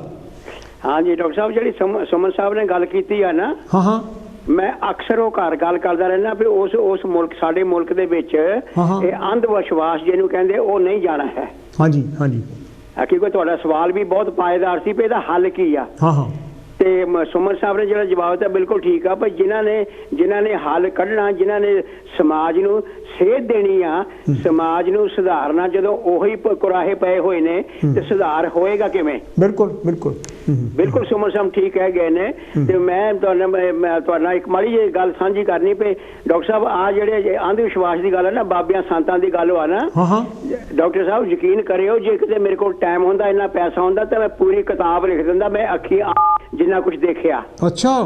ਹਾਂਜੀ, ਇਹ ਕੀ ਕੁਝ ਕਰਦੇ ਨੇ। ਇੱਥੇ ਦੀ ਮੈਂ ਤੁਹਾਨੂੰ ਗੱਲ ਕਰਦਾ ਡਾਕਟਰ ਸਾਹਿਬ, ਬਹੁਤ ਸਾਲ ਪਹਿਲਾਂ ਦੀ ਗੱਲ ਆ, ਕਿਉਂਕਿ ਆਪਣੇ ਕੋਲ ਸਮਾਂ ਨਹੀਂ ਹੈ, ਹੁਣ ਸਮਾਂ ਵੀ ਥੋੜਾ ਰਹਿ ਗਿਆ, ਤੇ ਬਹੁਤ ਸਾਲਾਂ ਦੀ ਗੱਲ ਆ। ਮੇਰਾ ਜਿਹੜਾ ਕਾਕਾ ਮੇਰਾ ਪੂਰਾ ਹੋ ਗਿਆ ਨਾ, ਬੜਾ ਲੜਕਾ, ਉਹ 2 ਸਾਲ ਦਾ ਸੀਗਾ। ਸੌਰੀ ਟੂ ਹੀਅਰ ਦਿਸ। ਹਾਂਜੀ, ਤੇ ਮੈਂ ਇੱਕ ਬਾਬੇ ਨੂੰ ਟੈਲੀਫੋਨ ਕੀਤਾ ਕਿਸੇ ਮਿੱਤਰ ਦੇ ਕਹੇ ਤੇ, ਤਾਂ ਮੈਂ ਕਿਹਾ, ਮੈਂ ਗੱਲਾਂ ਕਰਦਾ ਰਿਹਾ ਤੇ ਉਹ ਬਾਬਾ ਮੇਰੇ ਨਾਲ ਗੱਲਾਂ ਕਰਦਾ ਰਿਹਾ, ਤੇ ਉਹਨੂੰ ਪਤਾ ਨਹੀਂ ਲੱਗਾ। ਜਦੋਂ ਮੈਂ ਉਹਨੂੰ ਇੱਕ ਸਵਾਲ ਪੁੱਛਿਆ ਨਾ ਡਾਕਟਰ ਸਾਹਿਬ, ਮੇਰਾ ਖਿਆਲ ਮਿਡਲੈਂਡ, ਉਹ ਬਾਬਾ ਵੀ ਮਿਡਲੈਂਡ ਸੀਗਾ, ਹੁਣ ਤੇ UK 'ਚ ਵੀ 3-4 ਕਹਿੰਦੇ ਜੇਲ੍ਹ ਗਏ ਹੋਏ ਆ। ਅੱਛਾ। ਉਹ ਸਿੱਖਾਂ ਦੇ ਪਿੱਛੇ ਨੇ ਹੁਣ, ਤੇ ਉਦੋਂ ਦੀ ਗੱਲ ਆਏ ਹੈ। ਤੇ ਮੈਂ ਉਹਨੂੰ ਇਹ ਪੁੱਛਿਆ, ਮੈਂ ਕਿਹਾ ਬਾਬਾ ਜੀ, ਤੁਹਾਨੂੰ ਕਦੇ ਤਕਲੀਫ ਹੋਈ ਆ ਜ਼ਿੰਦਗੀ 'ਚ? ਤਾਂ ਉਹ ਇੱਕ, ਕਿਉਂਕਿ ਉਹਦਾ ਡਾਕਟਰ ਸਾਹਿਬ ਉਹਦਾ ਤਜਰਬਾ ਸੀ ਨਾ ਜ਼ਿੰਦਗੀ ਦਾ, ਮੈਨੂੰ ਕਹਿੰਦਾ, ਭੋਗਲ ਸਾਹਿਬ ਤੁਸੀਂ ਪੜ੍ਹੇ ਲਿਖੇ ਬੰਦੇ ਲੱਗਦੇ ਹੋ, ਤਾਂ ਤੁਸੀਂ ਕਿੱਦਾਂ ਦਾ ਸਵਾਲ ਪੁੱਛ ਲਿਆ? ਅੱਛਾ ਅੱਛਾ। ਉਦੋਂ ਡਾਕਟਰਾਂ ਕੋਲ ਜਾਂਦਾ ਉਹ। ਤੇ ਮੈਨੂੰ ਕਹਿੰਦਾ, ਮੈਨੂੰ ਪਹਿਲਾਂ ਕਹਿ ਚੁੱਕਾ ਸੀਗਾ, ਫਿਰ ਕਹਿ ਚੁੱਕਾ ਸੀਗਾ, ਤੇ ਮੈਂ ਕਿਹਾ, ਜਦੋਂ ਮੈਂ ਪੁੱਛਿਆ ਨਾ ਆਪਣੇ ਬਾਬਾ ਜੀ, ਮੈਂ ਕਿਹਾ ਮੇਰਾ ਵਿਆਹ ਕਦੋਂ ਹੋਊਗਾ? ਕਹਿੰਦਾ ਤੁਸੀਂ ਸਾਡੇ ਕੋਲ ਆ ਜਾਓ, ਇੱਥੇ ਆ ਜਾਓ ਸਾਡੇ ਕੋਲ, ਤੇ ਕਹਿੰਦਾ ਸਭ ਕੁਝ ਕਰ ਲਵਾਂਗੇ, ਪੂਜਾ ਵੀ ਕਰਾਂਗੇ, ਪਾਠ ਵੀ ਕਰਾਂਗੇ। ਮੈਂ ਕਿਹਾ ਮੇਰਾ ਤਾਂ 2 ਸਾਲ ਦਾ ਕਾਕਾ ਆ, ਤੇ 18 ਦਿਨ ਟੈਲੀਫੋਨ ਬੰਦ ਕਰ ਦਿੱਤਾ। ਤੇ ਸੁਮਨ ਸਾਹਿਬ ਨੇ ਬਹੁਤ ਵਧੀਆ ਜਵਾਬ ਦਿੱਤਾ ਜੀ, ਵੀ ਜਿਨ੍ਹਾਂ ਨੇ ਸੁਧਾਰ ਕਰਨਾ ਸਮਾਜ ਦਾ, ਜਿਨ੍ਹਾਂ ਨੇ ਸੇਧ ਦੇਣੀ ਸਮਾਜ ਨੂੰ, ਜਦੋਂ ਉਹੀ ਕੁਰਾਹੇ ਪਏ ਹੋਏ ਨੇ, ਤੇ ਰਾਹੇ ਪਾਊਗਾ ਕੌਣ ਸਮਾਜ ਨੂੰ? ਡਾਕਟਰ ਸਾਹਿਬ ਸਾਹਿਬ ਬਹੁਤ ਧੰਨਵਾਦ ਤੁਹਾਡਾ, ਬੜਾ ਸੋਹਣਾ ਪ੍ਰੋਗਰਾਮ ਹੁੰਦਾ, ਜਾਣਕਾਰੀ ਭਰਪੂਰ ਹੁੰਦਾ ਤੇ ਇੰਜੋਏ ਕਰੀਦਾ ਅਸੀਂ ਵੀ। ਥੈਂਕ ਯੂ ਜੀ, ਥੈਂਕ ਯੂ ਮੇਰੇ ਵੀਰ, ਬਹੁਤ ਬਹੁਤ ਧੰਨਵਾਦ ਡਾਕਟਰ ਸਾਹਿਬ, ਪਿਆਰ ਭਰੀ ਸਤਿ ਸ੍ਰੀ ਅਕਾਲ। ਪਿਆਰ ਭਰੀ ਸਤਿ ਸ੍ਰੀ ਅਕਾਲ। ਇਹ ਤਾਂ ਸੀ ਮੇਰੇ ਵੀਰ ਭੋਗਲ ਸਾਹਿਬ ਜਿਹਨਾਂ ਨੇ ਪੀਟਰਬਰਾ ਤੋਂ ਫੋਨ ਸੀ ਕੀਤਾ। ਅਜੇ ਵੀ ਮੇਰੇ ਤੋਂ 6 ਮਿੰਟ ਹੈਗੇ ਆ। ਸਿਰਫ ਮਤਲਬ ਸਾਡਾ ਜਿਹੜਾ ਹੈਗਾ ਲੋਕਾਂ ਨੂੰ ਜਾਣਕਾਰੀ ਦੇਣ ਦੀ ਹੈ ਤਾਂ ਕਿ ਲੋਕਾਂ ਦਾ ਭਲਾ ਹੋ ਸਕੇ। ਹਰ ਇੱਕ ਦਾ ਆਪਣਾ ਅਕੀਦਾ ਹੈਗਾ, ਹਰ ਇੱਕ ਦਾ ਆਪਣਾ ਫੇਥ ਹੈਗਾ, ਸਾਨੂੰ ਉਹ 'ਤੇ ਕੋਈ ਕਿੰਤੂ ਪਰੰਤੂ ਨਹੀਂ। ਹੈਲੋ ਜੀ, ਕੌਣ ਤੇ ਜੀ, ਕਿੱਥੋਂ ਬੋਲ ਰਿਹਾ ਜੀ? ਹੈਲੋ ਹਰੀਸ਼, ਦਿਸ ਇਜ਼ ਅਵਤਾਰ ਹੈਗਾ। ਹਾਂਜੀ ਅਵਤਾਰ ਜੀ, ਤੁਹਾਡਾ ਕੀ ਖਿਆਲ ਹੈਗਾ ਇਹਨਾਂ ਬਾਰੇ? ਹਰੀਸ਼ ਜੀ, ਦੁਬਾਰਾ ਜਿਹੜੇ ਪ੍ਰੀਵੀਅਸ ਸਪੀਕਰਸ ਨੇ ਵੈਰੀ ਐਲੀਕੁਐਂਟਲੀ ਦੱਸ ਗਏ ਨੇ ਵੀ ਬਾਬਾ ਦੀ ਕੀ ਐਕਸਪੀਰੀਅੰਸ ਨੇ ਉਹਨਾਂ ਦੇ, ਤੇ ਮੈਂ ਉਹਨਾਂ ਤੇ ਨਹੀਂ ਜ਼ਿਆਦਾ ਤੁਸੀਂ ਪੁੱਛਿਆ ਹੈਗਾ ਵੀ ਇਹਦਾ ਕੀ ਹੈਗਾ ਵੀ ਕਿੱਦਾਂ ਇਸ ਨੂੰ ਸਟਾਪ ਕੀਤਾ ਜਾ ਸਕਦਾ। ਹਾਂਜੀ ਹਾਂਜੀ, ਠੀਕ ਨਹੀਂ? ਤੇ ਮੇਰਾ ਤੇ ਦੇਖੋ ਜੀ, ਜਿਹੜੀ ਚੀਜ਼ ਐਜੂਕੇਸ਼ਨ ਹੈ, ਹਾਂ ਹਾਂ, ਐਜੂਕੇਸ਼ਨ ਇਜ਼ ਵੈਰੀ ਇੰਪੋਰਟੈਂਟ। ਹਾਂਜੀ ਹਾਂਜੀ, ਐਜੂਕੇਸ਼ਨ ਦਾ ਮਤਲਬ ਇਹ ਨਹੀਂ ਮੈਂ ਕਹਿੰਦਾ ਇੰਡੀਵਿਜੂਅਲਸ ਡਿਗਰੀਆਂ ਕੀਤੀਆਂ ਹੋਣ ਤੇ ਉਹ ਬੜੇ ਐਜੂਕੇਟਿਡ ਹੋ ਜਾਂਦੇ ਨੇ। ਬਾਈ ਐਜੂਕੇਸ਼ਨ ਆਈ ਮੀਨ ਵੀ ਕਿੰਨਾ ਕੁ ਤੁਹਾਡੇ ਐਕਸਪੀਰੀਅੰਸ ਨੇ, ਤੁਹਾਡਾ ਜਿਹੜਾ ਸੋਸ਼ਲ ਸੈਟਅਪ ਕੰਟਰੀ ਦਾ ਜਾਂ ਕਮਿਊਨਿਟੀਜ਼ ਦਾ ਉਹ ਕਿੱਦਾਂ ਦਾ ਹੈਗਾ। ਹੁਣ ਤੁਸੀਂ ਦੇਖੋ ਜਿੰਨੇ ਵੀ ਆਪਣੇ ਏਸ਼ੀਅਨ ਇੰਡੀਅਨ ਲੋਕ ਆਪਾਂ ਕਹਿ ਦਿੰਦੇ ਆ, ਤੇ no matter which part of the world they are in, ਉਹ ਹਾਲੇ ਵੀ ਉਹ ਜਿਹੜੇ ਉਹਨਾਂ ਦੇ ਜਨਰੇਸ਼ਨਲ ਬਿਲੀਫਸ ਹੈਗੇ ਨੇ ਉਹ ਛੱਡਦੇ ਨਹੀਂ ਹੈਗੇ, ਨਹੀਂ ਛੱਡਦੇ। ਠੀਕ ਨਹੀਂ? ਤੇ ਉਹ ਮੈਂ ਉਸ ਗੱਲ ਕਰ ਦਿੰਦੇ ਸ਼ਕਤੀ ਕਈ ਲੋਕੀ ਕਿੰਨੇ ਵੀ ਐਜੂਕੇਟਿਡ ਹੋਣ ਤੇ ਨਾ ਉਹ ਫੇਰ ਵੀ ਸਮ ਆਫ them ਗੁੰਮਰਾਹ ਹੋ ਜਾਂਦੇ ਨੇ। ਬਿਲਕੁਲ ਬਿਲਕੁਲ। ਜਦੋਂ ਮੈਂ ਐਜੂਕੇਸ਼ਨ ਦੀ ਮੈਂ ਫਿਰ ਉਹ ਇਹ ਕਹਿੰਦਾ ਵੀ ਜਿਹੜੀ ਤੁਹਾਡੀ ਸੋਸ਼ਲ ਸੈਟਅਪ ਆ ਸੋਸਾਇਟੀ ਐਟ ਲਾਰਜ ਉਹ ਕਿੰਨੀ ਕੁ ਐਜੂਕੇਟਿਡ ਹੈਗੀ ਆ, ਸੋ ਦੈਟ ਉਹਨਾਂ ਦਾ ਥਿੰਕਿੰਗ ਪ੍ਰੋਸੈਸ ਜਿਹੜਾ ਹੈਗਾ ਉਹ ਕਿੰਨਾ ਕੁ ਡਿਵੈਲਪਡ ਹੈ। not individuals ਦਾ ਵੀ ਬਟ ਕਮਿਊਨਿਟੀਜ਼ ਦਾ ਕਲੈਕਟਿਵਲੀ ਥਿੰਕਿੰਗ ਪ੍ਰੋਸੈਸ ਕਿੰਨਾ ਕੁ ਤੁਹਾਡਾ ਡਿਵੈਲਪਡ ਹੈ। ਬਿਲਕੁਲ ਬਿਲਕੁਲ। ਅੱਛਾ, ਇਹ ਜਿਹੜੀਆਂ ਜੇ ਤੁਹਾਡਾ ਥਿੰਕਿੰਗ ਪ੍ਰੋਸੈਸ ਡਿਵੈਲਪਡ ਹੈਗਾ ਵੈਨ ਤੁਸੀਂ ਦੇਖੋ ਸਾਰੇ ਕਹਿੰਦੇ ਨੇ ਵੀ ਅਸੀਂ ਸੱਚ ਬੋਲਦੇ ਹਾਂ, ਜਿਹੜੇ ਵੀ ਸੰਤ ਬਾਬੇ ਹੈਗੇ ਨੇ, ਜਿੰਨੇ ਵੀ ਬੰਦੇ ਹੈਗੇ ਨੇ, ਰਿਲੀਜਨ ਵੀ ਕਹਿੰਦੇ ਸੱਚਾਈ ਸਾਡੇ 'ਚ ਆ। ਠੀਕ ਨਹੀਂ? ਵਾਟ ਇਜ਼ ਸੱਚ? ਸੱਚ ਜਿਹੜੀ ਤੁਹਾਡੀ ਪਰਸਨਲ ਇੰਟਰਪ੍ਰੀਟੇਸ਼ਨ ਸੱਚ ਦੀ ਹੈਗੀ ਆ ਉਹ ਨੈਸੈਸਰੀ ਕੋਈ ਸੱਚ ਨਹੀਂ ਹੈਗਾ। ਜੇ ਮੈਂ ਕਹਿੰਦਾ ਵੀ ਇਹ ਸੱਚ ਹੈਗਾ ਉਹ ਨੈਸੈਸਰੀ ਸੱਚ ਨਹੀਂ ਹੈਗਾ, ਉਹ ਮੇਰੇ ਪਰਸੈਪਸ਼ਨ ਦੇ ਮੁਤਾਬਕ ਉਹ ਸੱਚ ਆ। ਠੀਕ ਹੈ ਨਾ? ਤੇ ਮੈਂ ਪ੍ਰਮੋਟ ਕਰਦਾ ਵੀ ਜੋ ਮੈਂ ਸੋਚਦਾ ਸੱਚ ਆ, ਤੁਹਾਨੂੰ ਵੀ ਦੱਸਦਾ ਵੀ ਇਹ ਸੱਚ ਹੈਗਾ, ਤੁਸੀਂ ਮੈਨੂੰ ਬਿਲੀਵ ਕਰਨ ਲੱਗ ਜਾਂਦੇ ਹੋ। ਮਗਰ ਸੱਚ ਅਸਲੀ ਕੀ ਆ? ਵਿਚ ਸਪੋਰਟਡ ਬਾਈ ਐਵੀਡੈਂਸ। ਬਿਲਕੁਲ ਬਿਲਕੁਲ। ਜਦੋਂ ਤੁਸੀਂ ਰਿਸਰਚ ਕਰਦੇ ਹੋ ਕਿਸੇ ਨੂੰ ਫਿਰ ਤੁਸੀਂ ਕਹਿੰਦੇ ਵੀ ਇਹ ਸੱਚ ਹੈ। ਠੀਕ ਨਹੀਂ? ਵੀ ਹੈਵ ਸੋ ਮੈਨੀ ਐਗਜ਼ਾਮਪਲ, ਕਿੰਨੀਆਂ ਡਿਵੈਲਪਮੈਂਟਸ। ਹੁਣ ਆਪਾਂ ਨੂੰ ਪਤਾ ਵੀ ਟੈਲੀਵਿਜ਼ਨ 'ਚ ਤੁਸੀਂ ਬੋਲ ਰਹੇ ਹੋ, ਟੈਲੀਵਿਜ਼ਨ ਡਿਸਕਸ ਕਰ ਰਹੇ ਕਿੱਦਾਂ ਇੱਥੇ ਆ ਰਿਹਾ, ਵੀ ਆਲ ਨੋ ਦੀ ਫੈਕਟਸ। ਐਬਸੋਲੂਟਲੀ। ਜੇ ਉਹ ਕਹਿੰਦਾ ਵੀ ਇਹ ਟੈਲੀਵਿਜ਼ਨ ਏਦਾਂ ਕੰਮ ਕਰਦਾ ਹੈਗਾ ਤੇ ਸਾਨੂੰ ਪਤਾ ਵੀ ਉਹ ਫੈਕਟ ਹੈ। ਠੀਕ ਨਹੀਂ? ਜੇ ਆਪਾਂ ਹੋਰੇ ਕੋਈ ਗੱਲ ਕਰ ਰਹੀ ਹੈ ਵੀ ਫਜ਼ੂਲ ਜੀ ਬਣਾ ਕੇ ਗੱਲ ਕਰਦੀ ਹੈ ਵੀ ਇਹ ਸੱਚ, ਉਹ ਸੱਚ ਨਾ ਬਣੀ। ਠੀਕ ਨਹੀਂ? ਸੋ ਜਿਹੜਾ ਐਵੀਡੈਂਸ ਬੇਸਡ ਰਿਸਰਚ ਬੇਸਡ ਇਹ ਜਿਹੜਾ ਤੁਹਾਡਾ ਥਿੰਕਿੰਗ ਪ੍ਰੋਸੈਸ ਹੈ ਇਨਸਾਨ ਦਾ, ਉਹ ਜਦੋਂ ਸਾਡਾ ਹੋ ਜਾਏਗਾ ਚੰਗਾ ਡਿਵੈਲਪਡ ਹੋ ਜਾਏਗਾ, ਰੀਜ਼ਨੇਬਲੀ ਡਿਵੈਲਪ, ਫਿਰ ਸਾਡੇ ਲੋਕੀ ਇਸ ਚੀਜ਼ ਤੋਂ ਦੂਰ ਜਾਣ ਲੱਗ ਜਾਣਗੇ। ਬਿਕੋਜ਼ ਉਹ ਫਿਰ ਆਪਣੇ ਆਪ ਨੂੰ ਕੁਐਸਚਨ ਕਰਨਗੇ ਕਿ ਜਿਹੜੇ ਬੰਦੇ ਏਦਾਂ ਦੀ ਹਰਕਤਾਂ ਕਰਦੇ ਨੇ ਉਹਨਾਂ ਨੂੰ ਕੁਐਸਚਨ ਕਰਨਗੇ। ਤਾਂ ਹੀ ਤੁਸੀਂ ਤੁਸੀਂ ਕੁਐਸਚਨ ਕਰਦੇ ਹੋ, ਤੁਸੀਂ ਬਿਲੀਵ ਨਹੀਂ ਕਰਦੇ। ਮੈਂ ਕੁਐਸਚਨ ਕਰਦਾ, ਮੈਂ ਬਿਲੀਵ ਨਹੀਂ ਕਰਦਾ। ਹੋਰ ਆਪਣੇ ਜਿਹੜੇ ਅੱਜ ਭੈਣ ਭਰਾ ਆਏ ਨੇ ਇੱਥੇ ਪ੍ਰੋਗਰਾਮ ਤੇ ਉਹ ਬਿਲੀਵ ਕਰਦੇ ਨੇ, ਉਹ ਉਹਨਾਂ 'ਚ ਬਿਲੀਵ ਨਹੀਂ ਕਰਦੇ ਬਿਕੋਜ਼ ਉਹ ਕੁਐਸਚਨ ਕਰਦੇ ਨੇ ਇਹਨਾਂ ਚੀਜ਼ਾਂ ਨੂੰ ਵੀ ਇਹ ਸੱਚਾਈ ਨਹੀਂ ਹੈਗੀ ਹੈ। ਠੀਕ ਹੈ ਨਾ? ਵਾਟ ਜਿਹੜੀ ਜੋ ਵੀ ਕੁਝ ਕਹਿੰਦੇ ਨੇ ਉਹਨਾਂ ਕੋਲ ਐਵੀਡੈਂਸ ਨਹੀਂ ਹੈਗਾ to support their point of view. ਬਿਲਕੁਲ। ਠੀਕ ਹੈ ਨੇ? ਸੋ ਇਹ ਹਰੀਸ਼ ਮੇਰਾ ਤੇ ਇੱਕ ਸਿੰਪਲ ਜਿਹਾ ਇਸ਼ੂ ਹੈਗਾ, ਬੜੀ ਬਹੁਤ ਇੰਪੋਰਟੈਂਟ ਹੈ ਕਿ ਅਸੀਂ ਪ੍ਰੋਪਰਲੀ ਜਿਹੜਾ ਐਜੂਕੇਸ਼ਨ ਹੋਣੀ ਚਾਹੀਦੀ। ਇਟਸ ਜਨਰੇਸ਼ਨਲ ਥਿੰਗ, ਇੱਕ ਦਿਨ 'ਚ ਨਹੀਂ ਇਹ ਹੋਣਾ। Thank you very much. Thank you very much. ਬਹੁਤ ਬਹੁਤ ਮਿਹਰਬਾਨੀ। ਇਹ ਤੁਸੀਂ ਜੀ ਮੇਰੇ ਵੀਰ ਅਵਤਾਰ ਸਿੰਘ ਮੰਗਟ ਹੋਣੀ ਜਿਹੜੇ ਕਿ ਹੈਡ ਟੀਚਰ ਸੀਗੇ ਤੇ ਹੁਣ ਰਿਟਾਇਰ ਹੋਏ ਹੈਗੇ ਆ। ਬਹੁਤ ਹੀ ਸੂਝਵਾਨ ਵਿਚਾਰ ਉਹਨਾਂ ਨੇ ਸਾਨੂੰ ਦਿੱਤੇ ਹੈਗੇ। ਮੇਰੇ ਸਾਰੇ ਕਾਲਜ ਨੇ ਬਹੁਤ ਸੂਝਵਾਨ ਵਿਚਾਰ ਦਿੱਤੇ ਹੈਗੇ। ਮੈਂ ਸਾਰਿਆਂ ਦਾ बहुत बहुत ऋणी हूँ। हेलो जी, कौन सा जी, कितने बोल रहे हैं जी? मैं बर्मिंघम से बोल रही हूँ। हाँ जी हाँ जी, 2 मिनट है जी सर। मुझे मालूम है छोटा सा ही होगा, पर मैं सबसे पहले ये बताऊँ, एक क्लास में एक टीचर ने पूछा एक बच्चे से कि तुम्हें पता बापू कौन थे, उनका पूरा नाम क्या है? तो बच्चे ने हाथ खड़ा करके हाँ मुझे मालूम है। क्या जानते हो आप बापू के बारे में? कहते वो जेल में है, उसका पूरा नाम आसाराम, बापू आसाराम है। अच्छा। यानी इसका मतलब ये हुआ कि अगर हम बच्चों को जो बताएंगे बच्चा वो ही करेगा। तो इसका सुझाव यही है कि माँ बाप को इन बाबों को छोड़ के जो आपकी जो बुक का वैज्ञानिक बाबे जो कि आपने सैटरडे को उसके बारे में राइट ब्रदर्स के बारे में पढ़ा था, इतनी इंफॉर्मेशन इकट्ठी करनी किसी के आसान काम नहीं किसी के लिए। अगर मैंने जब आपका प्रोग्राम देखा तो मैं आपसे पार्टिसिपेट करना चाहती थी, पर मुझे समय नहीं मिला। इतनी इंफॉर्मेशन इकट्ठी की आपने। अगर वो बुक्स अगर आप नहीं पढ़ सकते, आप इकट्ठा नहीं कर सकते इतनी इंफॉर्मेशन, आपको आपके ये प्रोग्राम और जो आपकी जो बुक है वैज्ञानिक बाबे, नॉट धार्मिक बाबे, वैज्ञानिक बाबे बुक जरूर खरीदे, जरूर ले और उसको पढ़े, अपने बच्चों को इनके बारे में बताए जिन्होंने हमारी जिंदगी को सुखी किया। एक को नहीं, किसी एक कल्चर को नहीं, किसी एक कंट्री को नहीं, ये सारे बाबे सारे एक भी इंडिया में पैदा नहीं हुआ। अगर हुआ होगा मुझे मालूम नहीं है, मेरी उसमें नहीं है। पर जब मैंने आपको सुना राइट ब्रदर्स के बारे में, मैं तो है गई। और उसमें आके कांची राम जी जो आए थे, उनके जब मैंने विचार सुने, मैं बता नहीं सकती कि मैं कितनी खुश हुई कि ऐसे लोग हैं जो ये समझते हैं कि इन चीज़ों का क्या फायदा है।